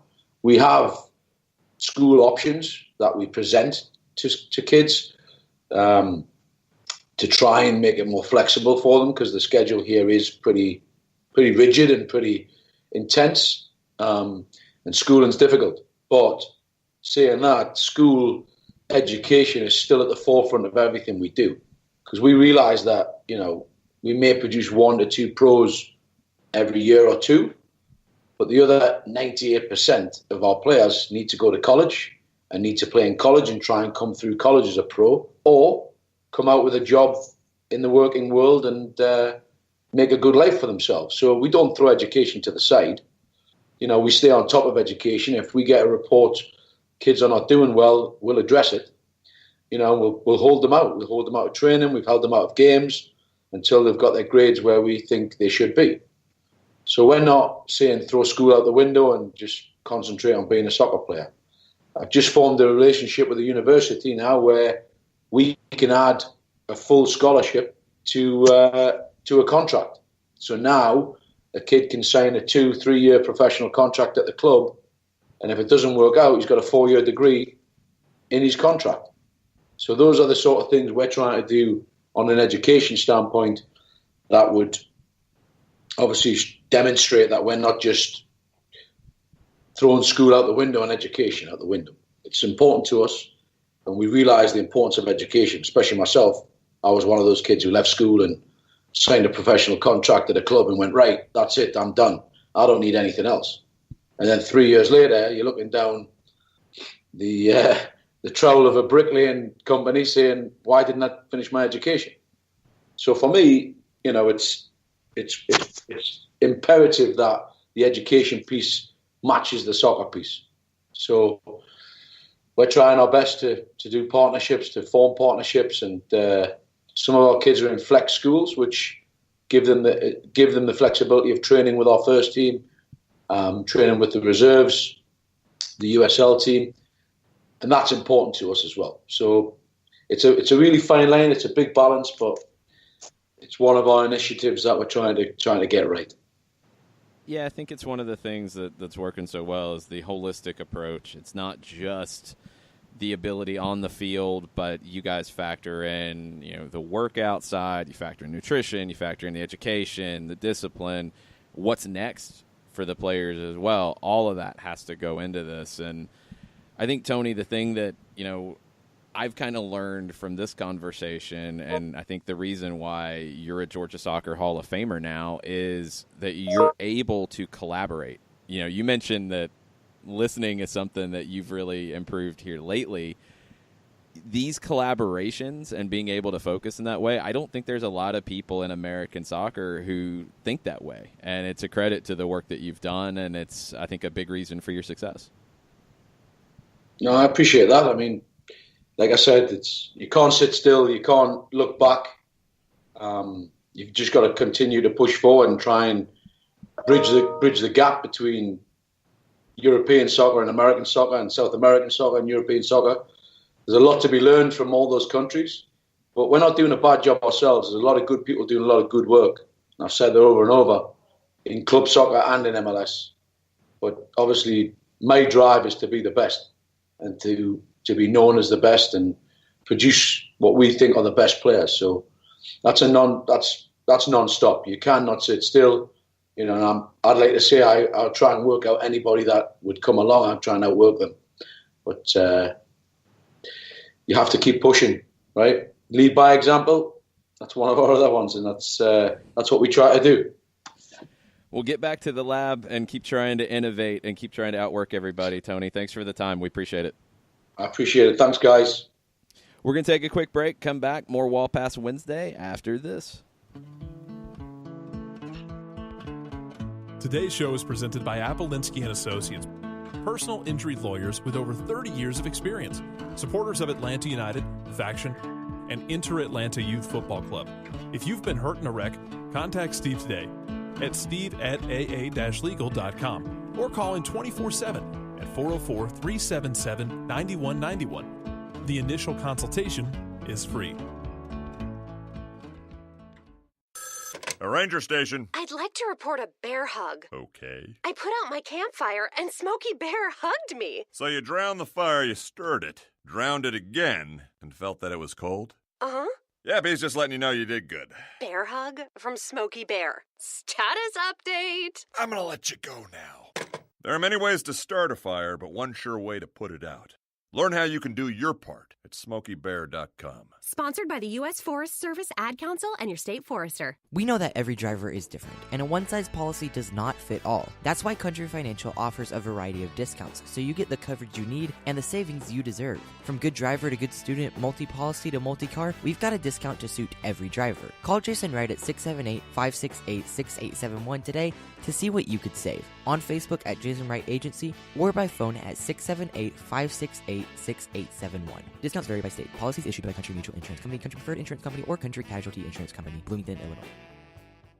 Every hiring manager knows that a company is only as good as the people it's made from. So where do you find the best people? That may surprise you.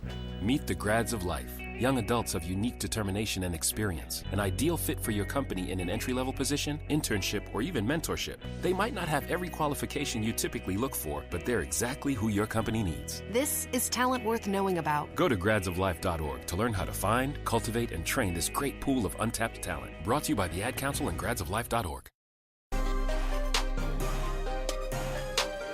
Welcome back. Thanks again to Tony Annan. That was a fun, Yes. long conversation. If you missed part of it, you can check it out on the podcast edition. We're also going to release that separately. Always fun to... We talk academy with him, and we talk about everything going on with Atlanta United's academy, like nuts and bolts of teams and playing and tournaments. It's always fun to go back into his past and also big picture stuff. As Nick Alifi said on Twitter, the scholarship part. So it sounds so simple and such a no-brainer, and it's something that I've talked to people about before. You sign a young player to a pro deal. You don't know if they're going to make it as an MLS player. You don't know if they're going to have a career of 2 years or 12 years. You have no way to know that. But for that player to take that leap of faith and do it means they're not going to play in college. And if a professional club is able to leverage the whole situation and say, you know what, we think you can become a professional. We want you to play professionally. You're going to have a better chance to be the best player you can be by signing a pro deal and being a pro and not being a part-time player in college. But if it doesn't work out, we've got your back on college. That scholarship element of it, that's such a simple thing to do. It is a financial commitment, but it's such a valuable part of doing right by young players coming through your academy that you ask them to take a chance on becoming a pro. Yeah, and for me, seeing the investment aspect of it, because the player could be, Giorgio Canalia out of the blocks. But if there's an injury and for some reason they can't continue, you've got to focus on the next 70 years of your life. And for that kind of investment to include, a scholarship element, to me, it speaks volumes as to the individuals who are investing in you as much as you are trusting them, or these families are trusting their appraisals. And so for me, mentioning that to me was one of the coolest things that that Tony talked about in this interview, is that there is an investment, but there's also taking care of the individual going forward if things don't work out for one way or another. Yeah, very cool to see that. Very cool to see that, as good as things have been so far, there's no resting on any laurels as of yet. This team, Five Stripes Don't Stop has been kind of. And I was hoping he was going to break some news. I mean, with all those things he's working on, just come here first, break some news, let us know what he's thinking. Coming, relax. He said hopefully this fall, in the spring, I think we might be able to get him either as news breaks or before, and maybe break a little news with us. We can work on this. Just checking. Yeah, it's not ready yet. Gotta have patience. It's not quite ready Preview. yet. Sneak preview. Well, no, because you don't want anybody to steal it either. True. People are looking at what's going on around Atlanta United, so you got to have everything ready to go, unleash it on the world, and then talk about it. That's what you got to do, because people are looking for any opportunity to get an advantage. Let's get into the Wall Pass Wednesday questions. We've got a few. A lot of questions about Darlington Nagbe and how this can look and what could happen and X and Y and Z. And, I mean, we don't have any more information than what we had before. So, I mean, there's just really not much to add at this point. The free agency part of it, I mean, that's going way down the road. That could he play out contracts, become free agent, and what should happen, and this and that. And there's so many moving parts that I don't think we know everything to it. So I just don't even know what to say is going to happen. I think we kind of just have to wait and see and wait how it plays out. Haven't seen anything else in terms of new rumors to really report. So maybe once the team comes back from California, there will be some updates. But at this stage, it's still the same as it was at the beginning of the week. Not really anything new. There was a question, though, and this is a discussion that we can have quickly from our friend Ol Swarthy. Can MLS teams pay transfer fees to other clubs outside of allocation money? Not inside the league, and that was one purpose of allocation money. MLS, when it was designed back in 94, 95, as it was all coming together for the 96 season, the single entity idea where it is a league that owns everything, and the clubs are individual franchises as part of that league, but players signed to the league and they're assigned to teams. That whole process is breaking down over the years, where it's not a central league office signing a bunch of players and then saying, okay, Columbus, here you get this guy, and DC, you get this guy. You kind of had to do that to start. Now you don't. But one of the things that has happened as part of this idea is that the league does not want individual teams bidding against one another to raise up salaries and raise up transfer fees and raise up prices. So the allocation money aspect is part of that. You're not dealing with real dollars. So when you're trading and you're making these trades, you're trading assets as opposed to Portland will give somebody, $1.5 million, and then Atlanta, because they have more money to spend, would give you $5 million and just trump everybody. The allocation money that is a restrained bucket of cash around the league is what they use to do that. And it's so you don't have teams outbidding one another. Could you ever get to a point that you do? I don't know if you want to as the league. I think you want to loosen it up, and you want to continue to loosen it up. And I think you need to figure out ways to do that. I think increased free agency will be something we'll see in the next CBA. And you'll see players become free agents at younger ages and with less service time. It's a pretty high bar right now. I think you also, as part of that, need to see more flexibility in clubs bidding for free agents. Because right now you have a cap in the maximum raise a player can get via free agency. That's okay. It's not a very big raise.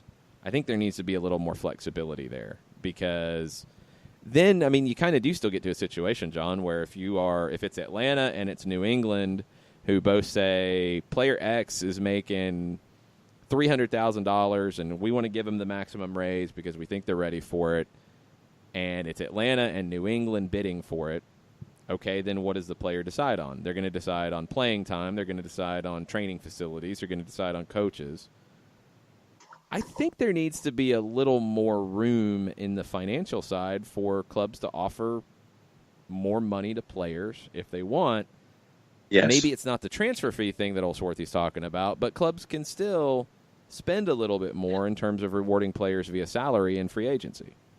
Yeah, and there's always going to be a club that's going to want to invest in a player more than somebody else, but you're going to have a team always going up against a better team, and that player is going to choose the better environment if you're offering the same amount of money. So I don't want to use the word equality in this situation, but to have something else that you can approach the player with, I'd like to see the team that's not as competitive in wins and losses have that little extra element to sit there and say, okay, well, we'd like for you to be a part of our future where we'd like to be where team A is. So we'd like to offer you a little more money, knowing full well that we're not there yet, but we'd like you to be a part of that so we can. Yeah, it sounds a little counterintuitive when you open up the ability to spend more money that maybe the team that is the better team that is spending more money might not get the player, but we see it in the NFL all the time. And you're talking about a salary cap league there, where if you are, the Tampa Bay Buccaneers right now, and you want to go recruit a player over the New England Patriots, how are you going to who are they going to pick? How are you going to convince? You're going to pay more money. You're going to offer more. So maybe there doesn't need to be a cap on the raise. And that's where a team like a Minnesota, a Chicago Fire right now can say, you know what, we're not Atlanta, but we're going to offer you more money because we think you're going to be a bigger part of our team, and that's how we're going to recruit you. That's how we're going to bring you in. We're going to give you a fat paycheck. And then the player has to make a decision. But they have a different type of decision. So is it eliminating the cap on the raise? Is it stretching it much further? Because right now I think it's 25%, which is nothing. You're going to have 5 clubs who are going to be interested in a player and all say, yeah, we'll match that. We'll pay that. And then the best teams are still going to get that player if they're offering roughly the same amount of playing time and those types of things. I think you open more possibilities up if you either remove the cap on a raise in free agency or stretch it a whole lot further than 25%. And it gives the Colorados, the San Jose's, the Minnesotas. Sorry, Jared, I had to mention San Jose. Those sides that are constantly struggling to try to get into the playoffs. I think it gives them that opportunity to bring in a player that can boost them if you can do something when it comes to increased percentages and things like that. I think that, and that's what you want. You want a league across the board where an 8 or a 9 can come up and bite a 1 occasionally. You don't want a team that's 0-16 or 0-15 facing 0-16 and getting the number 1 draft pick and having zero chance of knocking off a team that's going to go deep into the playoffs. You can still keep the bidding war from getting out of hand because of your cap and because of the rules you have in place in the league. I do get that worry. That's always the worry when free agency comes up. That was the worry when free agency came to baseball in the 70s, was you didn't want to bid up salary numbers. You have to open it up a little bit more. I think the league would really benefit from it. So, Swarthy, I don't know if you'll see MLS teams actually paying cash to one another for players anytime soon. I think it'll stay in the allocation money process as long as you have it. But I think you're going to see clubs get more competitive with one another for players within the league via free agency. I would assume that that's going to be a big part of the CBA conversation coming up, and that's something that we'll be following as that negotiation continues to evolve and things become public. You've had some folks say that this is a time where MLS players need to be very aggressive and need to not be so willing to back off of a strike option. I would be very worried about that if, depending on when it is and what kind of, conversation comes from it. I don't know if it would really be of anyone's benefit, including the players at this point. But the players do need to push harder here to open some things up. That definitely needs to happen. It's time. It's time, I think, for the league as a whole to look beyond where it was in the late 90s and look at what it is now and what it can be ahead of the World Cup coming to the United States and Canada and Mexico in 2026. This CBA is what can really, I think, open the door for this league to grow in some big ways. Yeah. And outside of free agency, the one thing I really, really want to see with the CBA is the minimum salary go up. I think it has to. It has to be a focus point here. It has to get up to 6 figures. It's improved a lot, but it has to get up to 6 figures.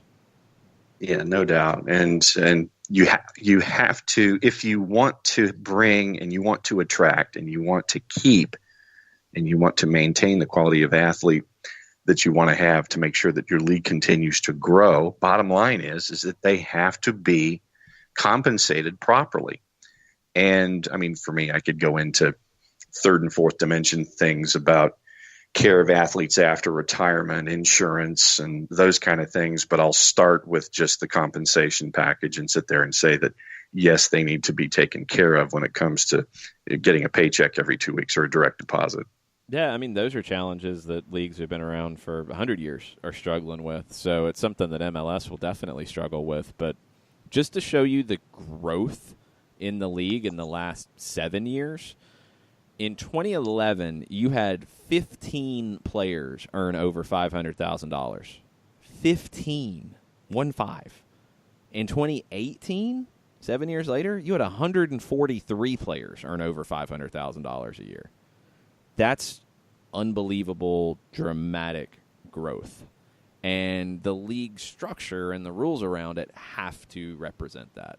I think the relationship with the players has to represent that growth.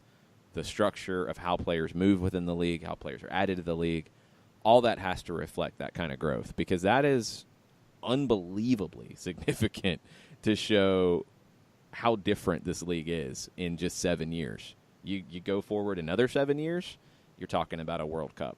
You're talking about a World Cup being played here, and that number of 143 maybe doubling. It's crazy, but that's where you could be looking at. Let's take a break. More Wall Pass Wednesday questions after this.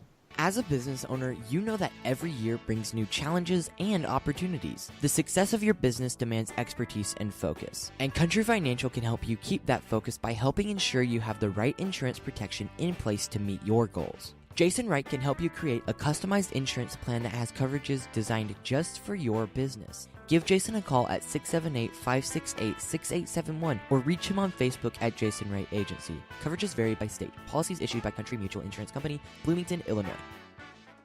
Got issues with youth or high school sports? Positive Coaching Alliance can help.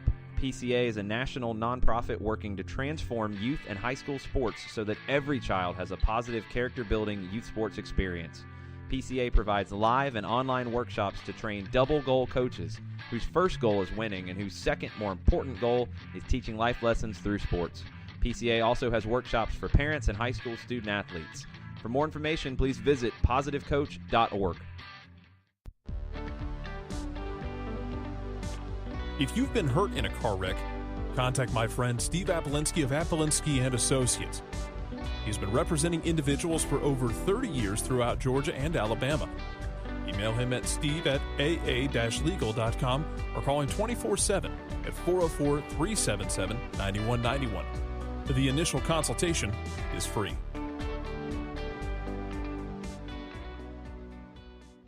I adopted Bento in 2010 from a shelter. This cat makes me make art. He's always motivating me to draw pictures of him. He just is motivating artistically. He's my best friend, but a lot of people know him as Keyboard Cat. Keyboard Cat, YouTube star and shelter pet. Amazing adoption stories start in shelters. Start yours today. Visit theshelterpetproject.org to find a pet near you. Brought to you by Maddie's Fund, the Humane Society of the United States, and the Ad Council.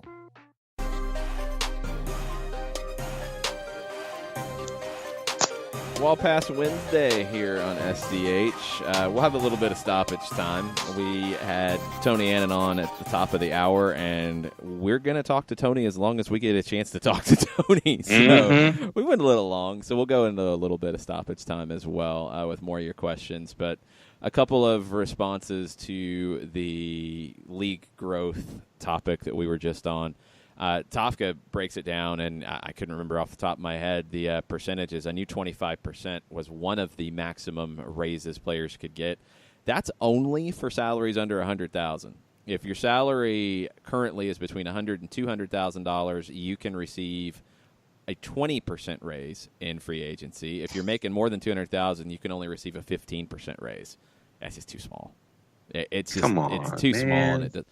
I get it. I understand the thought process. The league needs to go beyond that because I don't think it really complements the competitive process. Because if it's only 15% raise is the maximum you can get in free agency, you're going to have a bunch of clubs who are going to offer that. So what are the differences going to be for clubs to recruit players? It's going to be who's a good club. They're going to get those players.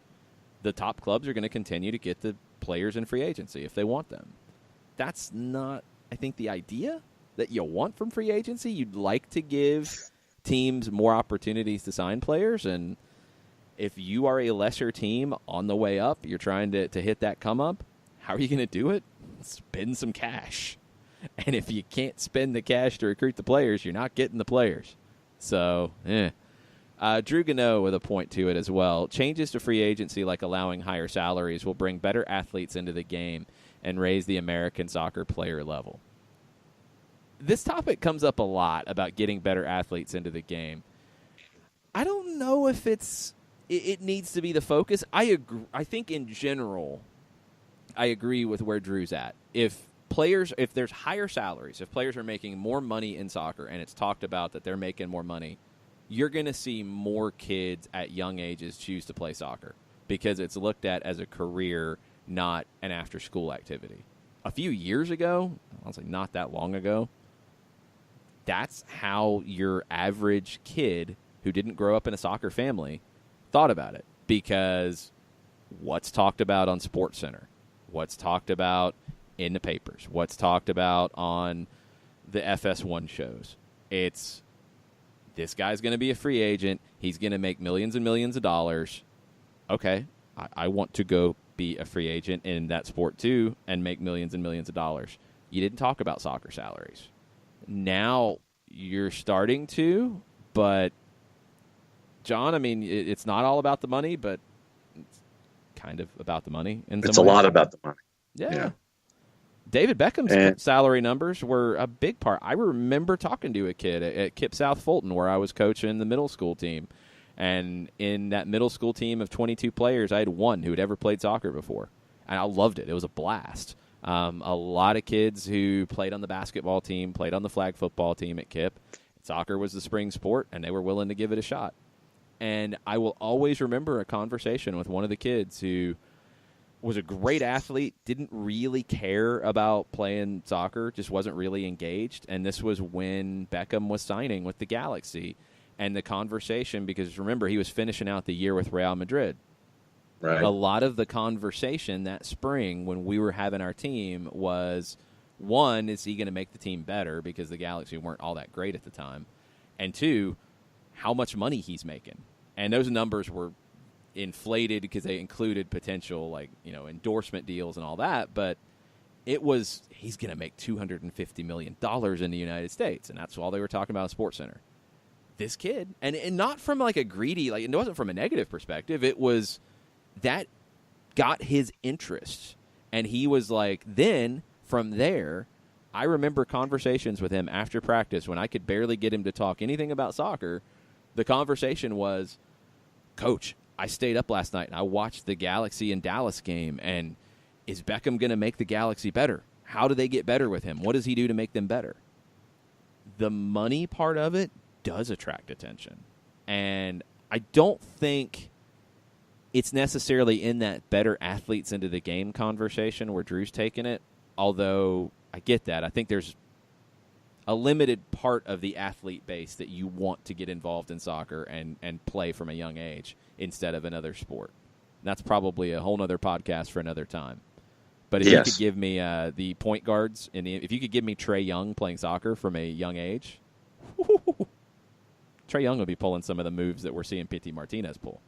If you can get those types of players, if you can get maybe some cornerbacks, maybe some safeties, some of the smaller safeties maybe, then we can talk. Not every great athlete is going to be a fit in this sport, and that's okay. But money and paying more money and talking about the league making more money and players being able to be like their NBA counterparts and their football counterparts and their hockey counterparts and their baseball counterparts, it will attract more attention for MLS, absolutely. Yeah, and I think it opens the eyes of athletes in other countries and other leagues to the league itself. You're bringing in, it's not just the top athletes around, it's more athletes, period, who can sit there and say, hey, maybe MLS is something I should consider when it comes to my next place on my CV, instead of just sitting there and saying, okay, I think I'll just hang out in this league a little more too. That's why the money being talked about on the Miguel Almiron transfer, which is different, very important, because it gets your attention. It's like, wait a minute, this is a big deal. This is a big thing. Okay, yep. I want to pay more attention to this. If I'm a kid, I want to play this. I want to follow this. This is a sports business. Whereas before, all you heard about from a soccer business perspective in the United States was this club's folding, this club's out of money, this club's bankrupt, this club's going under, this league's struggling, this league went out of business. And that would affect the general perception. It's like, oh, well, soccer's not a business. Yeah, it is. And MLS is part of that business now, and it's a big part of the growth. It's a huge part of the growth. Let's take a final break. Let's come back, answer some more Wall Pass Wednesday questions, talk about a little bit of news and rumor around the league, and get into a little bit of stoppage time with y'all as well. We'll be right back. Today's show is presented by Appolinsky & Associates, personal injury lawyers with over 30 years of experience, supporters of Atlanta United, Faction, and Inter-Atlanta Youth Football Club. If you've been hurt in a wreck, contact Steve today at steve@aa-legal.com or call in 24/7 at 404-377-9191. The initial consultation is free. A ranger station. I'd like to report a bear hug. Okay. I put out my campfire and Smokey Bear hugged me. So you drowned the fire, you stirred it, drowned it again, and felt that it was cold? Uh-huh. Yeah, he's just letting you know you did good. Bear hug from Smokey Bear. Status update. I'm gonna let you go now. There are many ways to start a fire, but one sure way to put it out. Learn how you can do your part at SmokeyBear.com. Sponsored by the U.S. Forest Service Ad Council and your state forester. We know that every driver is different, and a one-size policy does not fit all. That's why Country Financial offers a variety of discounts, so you get the coverage you need and the savings you deserve. From good driver to good student, multi-policy to multi-car, we've got a discount to suit every driver. Call Jason Wright at 678-568-6871 today to see what you could save. On Facebook at Jason Wright Agency or by phone at 678-568-6871. Discounts vary by state. Policies issued by Country Mutual Insurance Company, Country Preferred Insurance Company, or Country Casualty Insurance Company, Bloomington, Illinois. Every hiring manager knows that a company is only as good as the people it's made from. So where do you find the best people? That may surprise you. Meet the grads of life. Young adults of unique determination and experience. An ideal fit for your company in an entry-level position, internship, or even mentorship. They might not have every qualification you typically look for, but they're exactly who your company needs. This is talent worth knowing about. Go to gradsoflife.org to learn how to find, cultivate, and train this great pool of untapped talent. Brought to you by the Ad Council and gradsoflife.org. Final segment, SDH, February 13th, Wall Pass Wednesday. We'll have some stoppage time. We'll get to your tweets in stoppage time. Couple bits of news as we wrap up. Colorado Rapids, they've adjusted their player recruitment strategy, and there's an interview with Anthony Hudson over at MLSsoccer.com. They changed their focus to players who understand this league more. And the quote from Anthony Hudson that jumped out to me was, I probably learned a very big lesson last year, halfway through the season.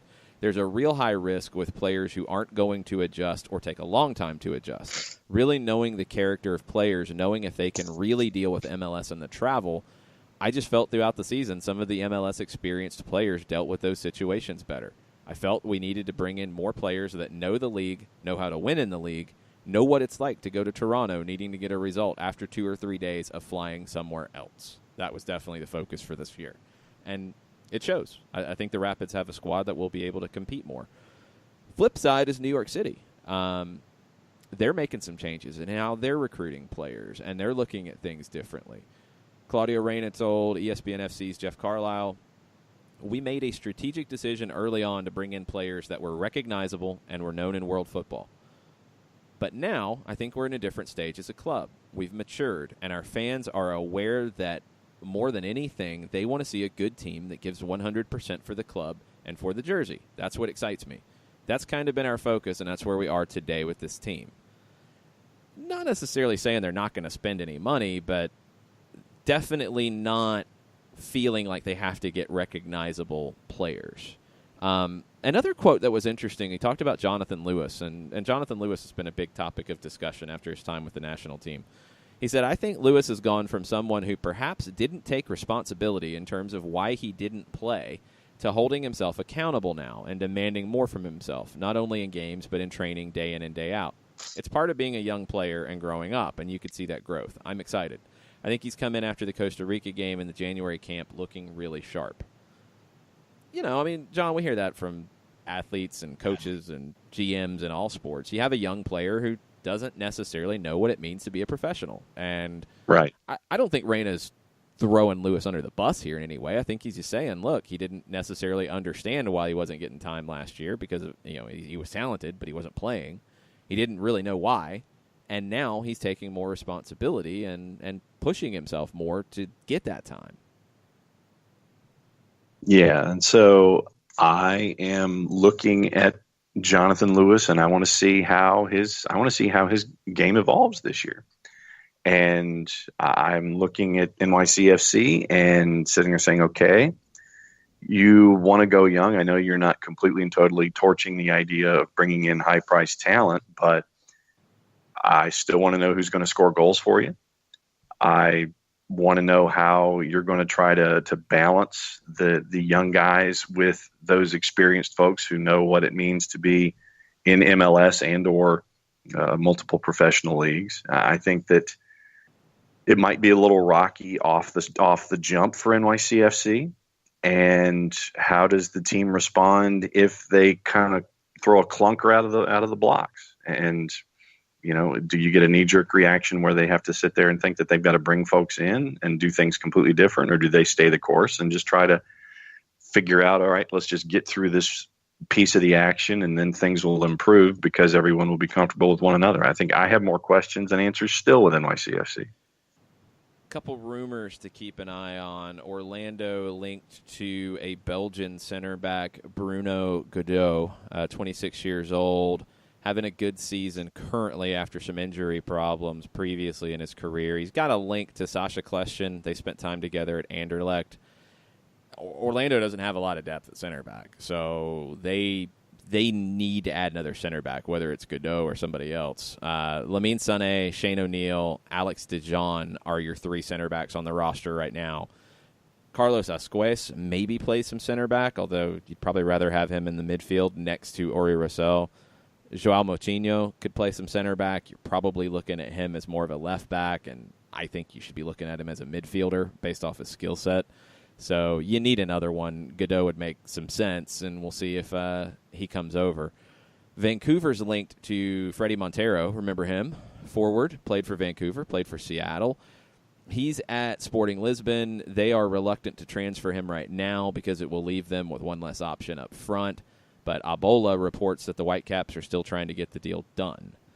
Seattle is trying to find a place for Roman Torres to play. It sounds like rumors in the Seattle area are saying that he is going to be leaving the club. They're linking him to LAFC, LA Galaxy, FC Cincinnati. He was back in Seattle training while the team was not in Seattle, so that's never a great sign, although Gregory Vanderveel appears to be sticking with Toronto for now, and he went through that process after getting into a reported altercation with the manager, so who knows? I know one thing. I'm not getting into an altercation with Roman Torres. No. He's a large man. Yes. I don't know how much he's got left physically after the injuries. That size is great when he's able to move. When the legs start to go a bit, you worry. You can't move. No, yeah. you really worry about it. So I'll be curious to see where he lands or if he stays in Seattle. Portland is trying to make the biggest move happen. According to Jeff Carlisle of ESPN, Sam Stajkol of MLSsoccer.com as well, they have submitted a bid of just under $10 million for Eduardo Vargas, Chilean forward with Tigres. 29 years old, 35 goals and 82 caps with the Chilean national team. He's valued at €4.5 million. Played in Europe with Hoffenheim, with Napoli, with QPR, with Valencia. Pretty big boy kinds of clubs right there. Since August of 2018, he's got 11 goals and 25 appearances. However, and I saw the immediate reaction was this is going to have a big Champions League impact. He's only played 4 times in the first 6 games for Tigres in league play so far, and he hasn't played a whole ton of minutes. I think he's got just over 100 minutes played in those 4 appearances. 1 goal so far in those 4 appearances. He seems to have fallen out of favor. Don't know if he's late in his contract or not, but that would be a safe assumption.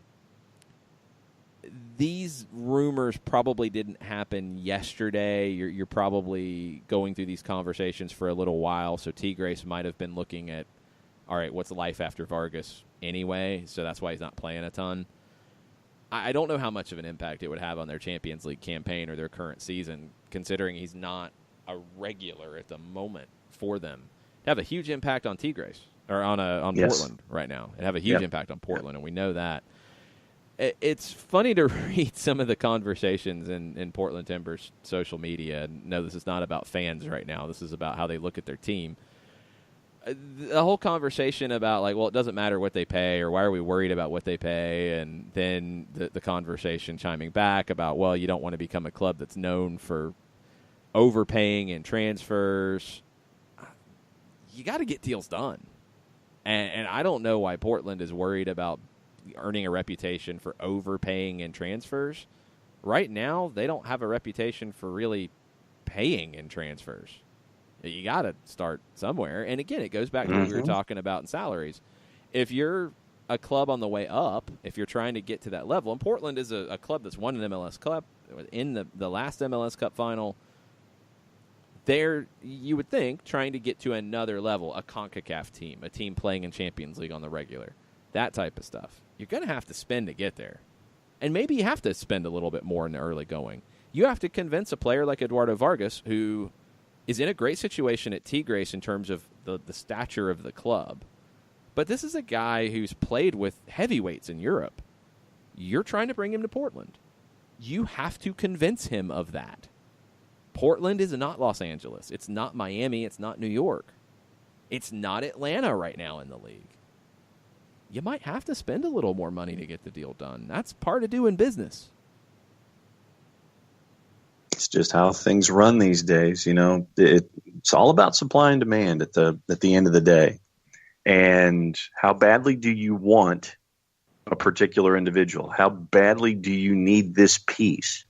And sometimes if the team that has the piece that you're looking for understands that, you know, that there's a little bit of anticipation, not desperation, but just anticipation for wanting a particular individual, you're going to set your bar a little high when it comes to the money at the end of the day. And it's going to be up to the team. How badly do you want an Eduardo Vargas? And, you know, is it going to be 10? Is it going to be 12? Is it going to be somewhere, you know, what's the number? But bottom line is, how badly do you want an individual? And in this case, for Portland, it's Vargas. And it looks like it's going to be an 8-figure deal if it ends up being that way. Potentially, yeah. It looks like the bid right now is just under 10. We'll see if it has to find more money to get that bid done. We'll keep an eye on it because Portland would like to get it done as soon as possible. A couple bits on the Wapass Wednesday timeline as we finish up. Chandler Creel, thought/question. Does Atlanta United and or the city of Atlanta allow players to be themselves more so than other places and more successful? Let's start there. It takes it into Parkhurst playing the best soccer of his career, winning a cup. I think from a soccer perspective, it's a little different. Chandler mentions Joseph Martinez blossoming after struggling in Italy. I think that might play a little bit more to the direct question. Not forcing Darlington Nagbe to be an attack-minded player, other stuff. So let's take the soccer element of it out for a second, and let's focus on the question from an off-the-field personality, the way you treat people perspective. Does Atlanta United and or the city of Atlanta allow players to be themselves more so than other places and more successful? I think Joseph would agree that it does, and I think he probably had maybe the most difficult previous situation at Torino. You know, he's talked a little bit about he didn't like it. He didn't like the criticism he was taking. He didn't like how things ended at Torino. He likes it here. He loves being here. That's why he signed a new deal. He loves the way he's treated by the fans. He loves the situation he's in. I think Atlanta United does allow the players to be themselves and show their personality, and they're not afraid of that. And that helps. I think it makes it a fun place to come in and work. It makes it a fun place to come to the training ground and put in hard work to be the best professional player you can be, but enjoy your work. Because when you have a taskmaster, you have, you know, a situation where a club is not allowing players to show personality, it becomes a bit of a grind. I think Atlanta United allows that, and I think the flip side of Chandler's question about the city allowing it, you're in a great spot here if you're a professional soccer player because you're beloved, you have a great fan base supporting you, you're generally getting a lot of support, not a lot of, you know, negative, toxic environment. There's not much of that at all. But you're a star, but you're able to go and enjoy dinner and enjoy the city and go out and not be hassled and not have to worry about stuff. You can have a lot of fun in Atlanta right now if you're a star for Atlanta United. I think it's a great situation for the club. It's a great situation for the players in it. How many posts do we see on specifically Instagram of players with other players in casual settings? A lot. I don't know how many you see from. I don't follow every player in the league, but I would think maybe that is a higher percentage in Atlanta than it is in other clubs in the league. And that translates. I mean, think about, and to the point that you just made, how many other players in the league who are on social media with Atlanta United players look at something like that and want to be a part of that kind of a dynamic. It rubs off.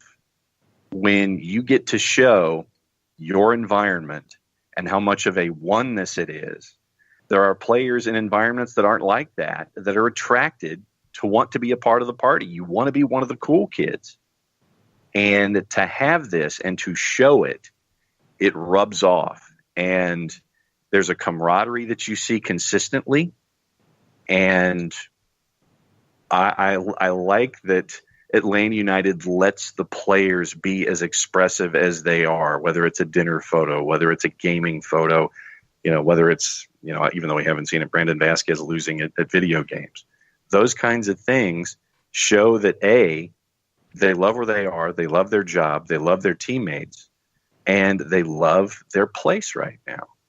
And you've seen the response on social media from fans of Atlanta United just jumping into the pile and sitting there saying, love you guys, love what you're doing, this is awesome, that kind of stuff. The number of responses and number of posts, it's I would venture to say that it is far more than what you see with other teams out there. You have an open team and an honest team who's together, and you don't see a lot of that in MLS. Yeah, I think it helps. I mean, if you follow the NFL and you kept up with what happened in Pittsburgh this past season about a team like getting along and liking one another, and what happens when that doesn't happen, some of the stories out of Pittsburgh, man, it doesn't feel like something like that would happen here because of that openness, because of players just genuinely liking one another, and that has a huge impact. I think it has a bigger impact in soccer than a lot of sports because of that. We got a little bit of an air horn. From Switzerland, FC St. Gallen, 1879, they have tweeted that Kekuta Mane has terminated his contract with them, and he will be moving to FC Cincinnati. Another player that Alan Koch worked with in Vancouver during his time there. Mane, man, you talk about players who may make bad decisions in moves. He's in Columbus. Well, he's in Vancouver, and he got traded to Columbus, and he was looking for a way out, and he went to Mexico, barely played.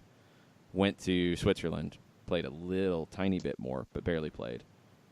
I think he's played like 9 games in the last 2 years. Yeah. Not good. So he'll be headed to Cincinnati, and we'll see where he factors in. Gives them another option out wide, which they didn't really have much of. A lot of central midfielders, a couple different forwards who could slide out wide. But Mane gives you a true winger. We'll just have to see how long it takes him to find his form. Can we get an air horn? Yeah, we just did, but we'll get another one. Hold on. Hold that thought. Hold that thought. It's not cooperating. There we go. Chicago Fire Soccer Club and Section 8 Chicago today announced joint plans in advance of the 2019 MLS season in creating a new second supporters section, Section 137. Supporters groups will be present at the home opener. That's good. So, and there's more. There's a food initiative that's attached to it as well. So, interesting news out of Chicago. Okay, these are good things. These are very good things. Nelson Rodriguez said, over the course of 4 productive and informative meetings during the offseason where we saw a genuine spirit of cooperation, the club and supporters have agreed on a path forward. The focus will be combining our efforts in support of each other and ultimately giving our team home field advantage. I'd personally like to thank Nicole Hack, Marty Tomczak, Joel Pictel, and the entire leadership of Section 8 for their desire to find common ground. Our players are looking forward to having loud and colorful sections at both ends of the stadium throughout the season. In the past, they were all on one end, the Harlem end, 117 and 118. Now they're creating another section in 137 behind the goal on the south end of the stadium. 3 sections would be devoted only to supporters. Would assume that would be, general admission in that section if you're part of the supporters groups. And we'll have to see how all that, goes down now. But the fact that you have a statement being issued by the club and by Section 8, and they're actually working together, and nobody is pointing fingers at one another, that's huge progress. So full credit to everybody at Section 8, full credit to Nelson Rodriguez and the Chicago Fire. Maybe the tide is turning in Chicago. Hopefully. Knock on wood. Hopefully.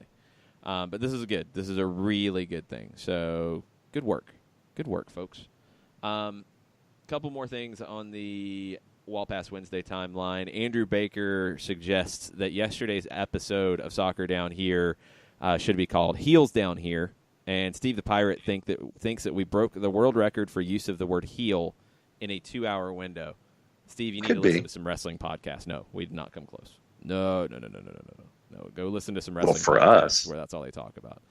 He didn't say a world record for us. He said for use of the word heel. I'm reading the words as they're written, and nope. There are some wrestling podcasts that go on for like 3-4 hours, first off, which is crazy. I'd need lots of Red Bull during that. But yeah, wrestling down here. They use heel. No, we're not doing a 3-4 hour wrestling down here podcast. We do enough where we're 2 hours and 15 minutes right now. No, it's not happening. Waka Tata Flame with a question. I think Waka is going to be doing like a podcast roundup. Waka is going to have some more stuff coming out soon, so keep an eye on that. But cool. Highlighting our week for the podcast roundup, scholarships for academy players, Josie says personalities are stifled in American soccer, Grammy roundup. Any other subjects that should be mentioned? No, I think that's our big topics for the week so far. But Waka agrees with me that the Grammys were a good show this year. Love the performances and good music won the awards. Maybe one of the best Grammy Awards shows of all time. Because you've got the combination. You had good performances, maybe a few too many performances. You could have had a few more awards, or maybe you needed to make it an extra hour. I don't know. But you had a lot of awards that were awarded off camera. That would be my biggest criticism. But you had, I think, pretty good choices on who won the awards. You didn't have Jethro Tull winning the heavy metal award. Oh, goodness. You had good performances for the most part. You had people hating on it because that seems to be what people do. Is anything that is happening in the world, you get your notice by hating on some aspect of it. I don't know. I don't get that. But I thought it was fun. I thought it was a good show. There were some really good performances across the board. I didn't see it. Learned, well, you need to stop being a hater. That's what it comes down to. I'm not being a hater. I was you were being a hater. You were hating on the Grammys, and you decided not to watch. Yes, as president of the Soccer Down Here Jethro Tull fan club, I was hating on the Grammys. Yes, you were hating on the Grammys, and you were planning on finding some A1 for your scrambled eggs. Ugh. Correct. None of that's good. You're going to have to assign music homework for you moving forward. It's going to be fun. A 1v1 breaking down Cardi B's latest album is going to be a fun time with John Nelson. Okay. What was that? I can't trill my R like she does. What? I didn't even know that was trying to troll an R. I had no idea what was going on there. Yeah. Trying to trill an R like she does. Hey, I've seen the Pepsi commercials. Okay. This is going to be a good time. Music Down Here with John Nelson breaking down. Okay. Albums. Are you saying okay? Okay. Yeah, whatever she does. There's not an R. My mind's blown. I don't know. I got nothing. It's probably that time for us to go, I would assume. Stoppage time today, 2 o'clock, facebook.com/929thegame. Myself, Jimmy Vance, Mike Conti, we'll be talking about more stuff. Maybe Grammys Mike down watched here. the Grammys. I don't know if he did or not. I've not talked to Mike about the Grammys. Not sure if Jimmy watched the Grammys. Jimmy likes the a lot of the like Widespread Panic, that style. Not really a Grammy favorite, I don't think. I thought Widespread Panic won a Grammy. Well, they probably did, but they don't play on the Grammys. I mean, they're not having Widespread Panic perform on the Grammys. No, because it would be an 18-minute segment, and they'd go over, and then they would draw the ire of the producer. Well, that's okay. Some people need to have 18-minute segments. You can have a 38-minute segment if you're honoring Dolly Parton, where she just comes out on stage to honor herself with a bunch of people, which is great. And I'm all everybody, down for that. Everybody was not a fan of Katy Perry being a part of the segment. All right, we'll end on that. I'm fine with Katy Perry as a pop performer. I have said on this show before that Katy Perry's appearance on College Game Day is maybe their high water mark in the show's history. Seriously? Epic. And then Seriously? Yes, it was epic. We disagree there, sir. Well, you're boring, so it's okay. You would want to see.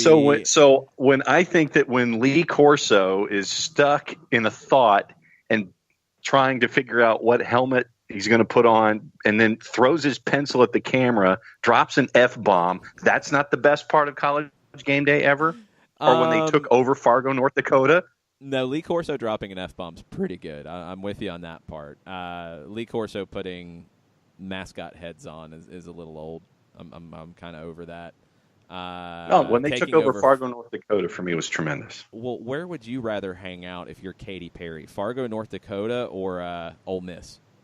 I would not have done a blatant promo and brought Katy Perry into Ole Miss for something that she had no idea about. For what? She had no tie to either school, and I thought it was a blatant promo for like a new album or a Super Bowl appearance or something. No, I don't think it had anything to do with a Super Bowl appearance or a new album. I think it was because her manager went to Ole Miss, and it was, hey, we're to Ole Miss. Now you're stretching for a tie-in to bring Katy Perry in. That's a bit much.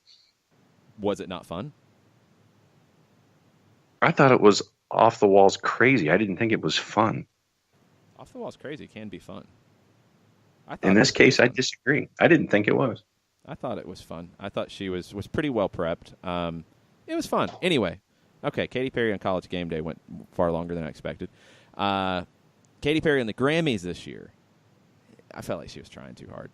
It just didn't come off very well.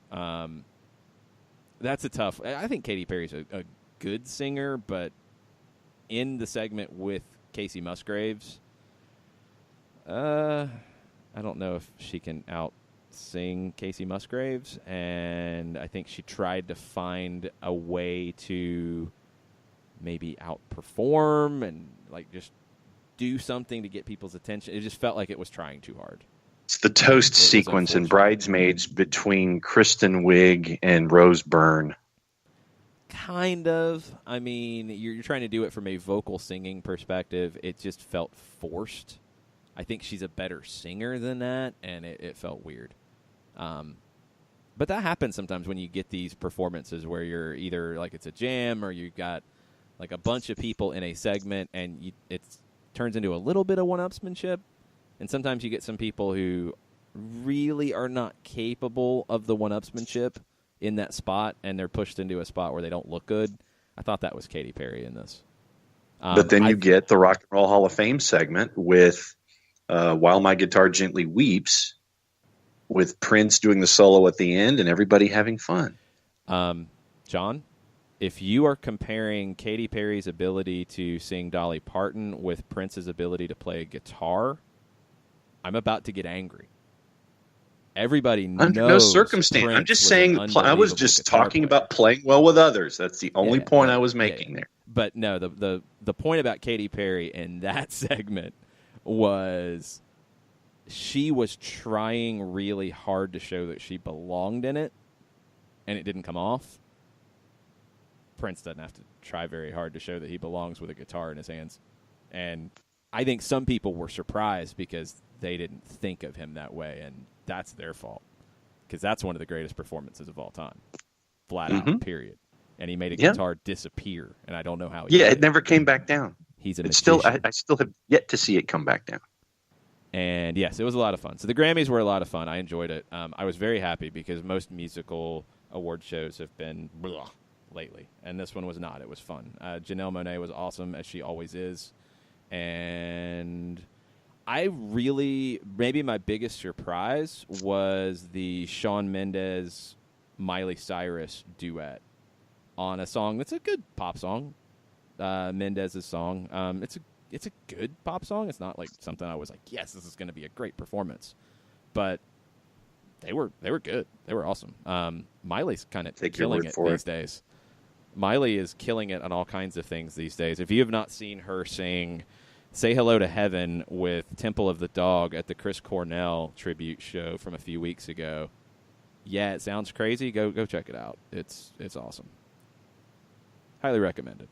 All right, there's your music suggestion for the day. That's it for us. We're going to say our goodbyes, and we'll be back tomorrow with Thursday Thoughts. We talked about heels and irreplaceable players yesterday on a Thoughts segment. We'll see what we can get into, what trouble we can get into tomorrow. So thanks for listening. Mucha plata, y'all. Muchas Samuel Beckett in Orlando, y'all.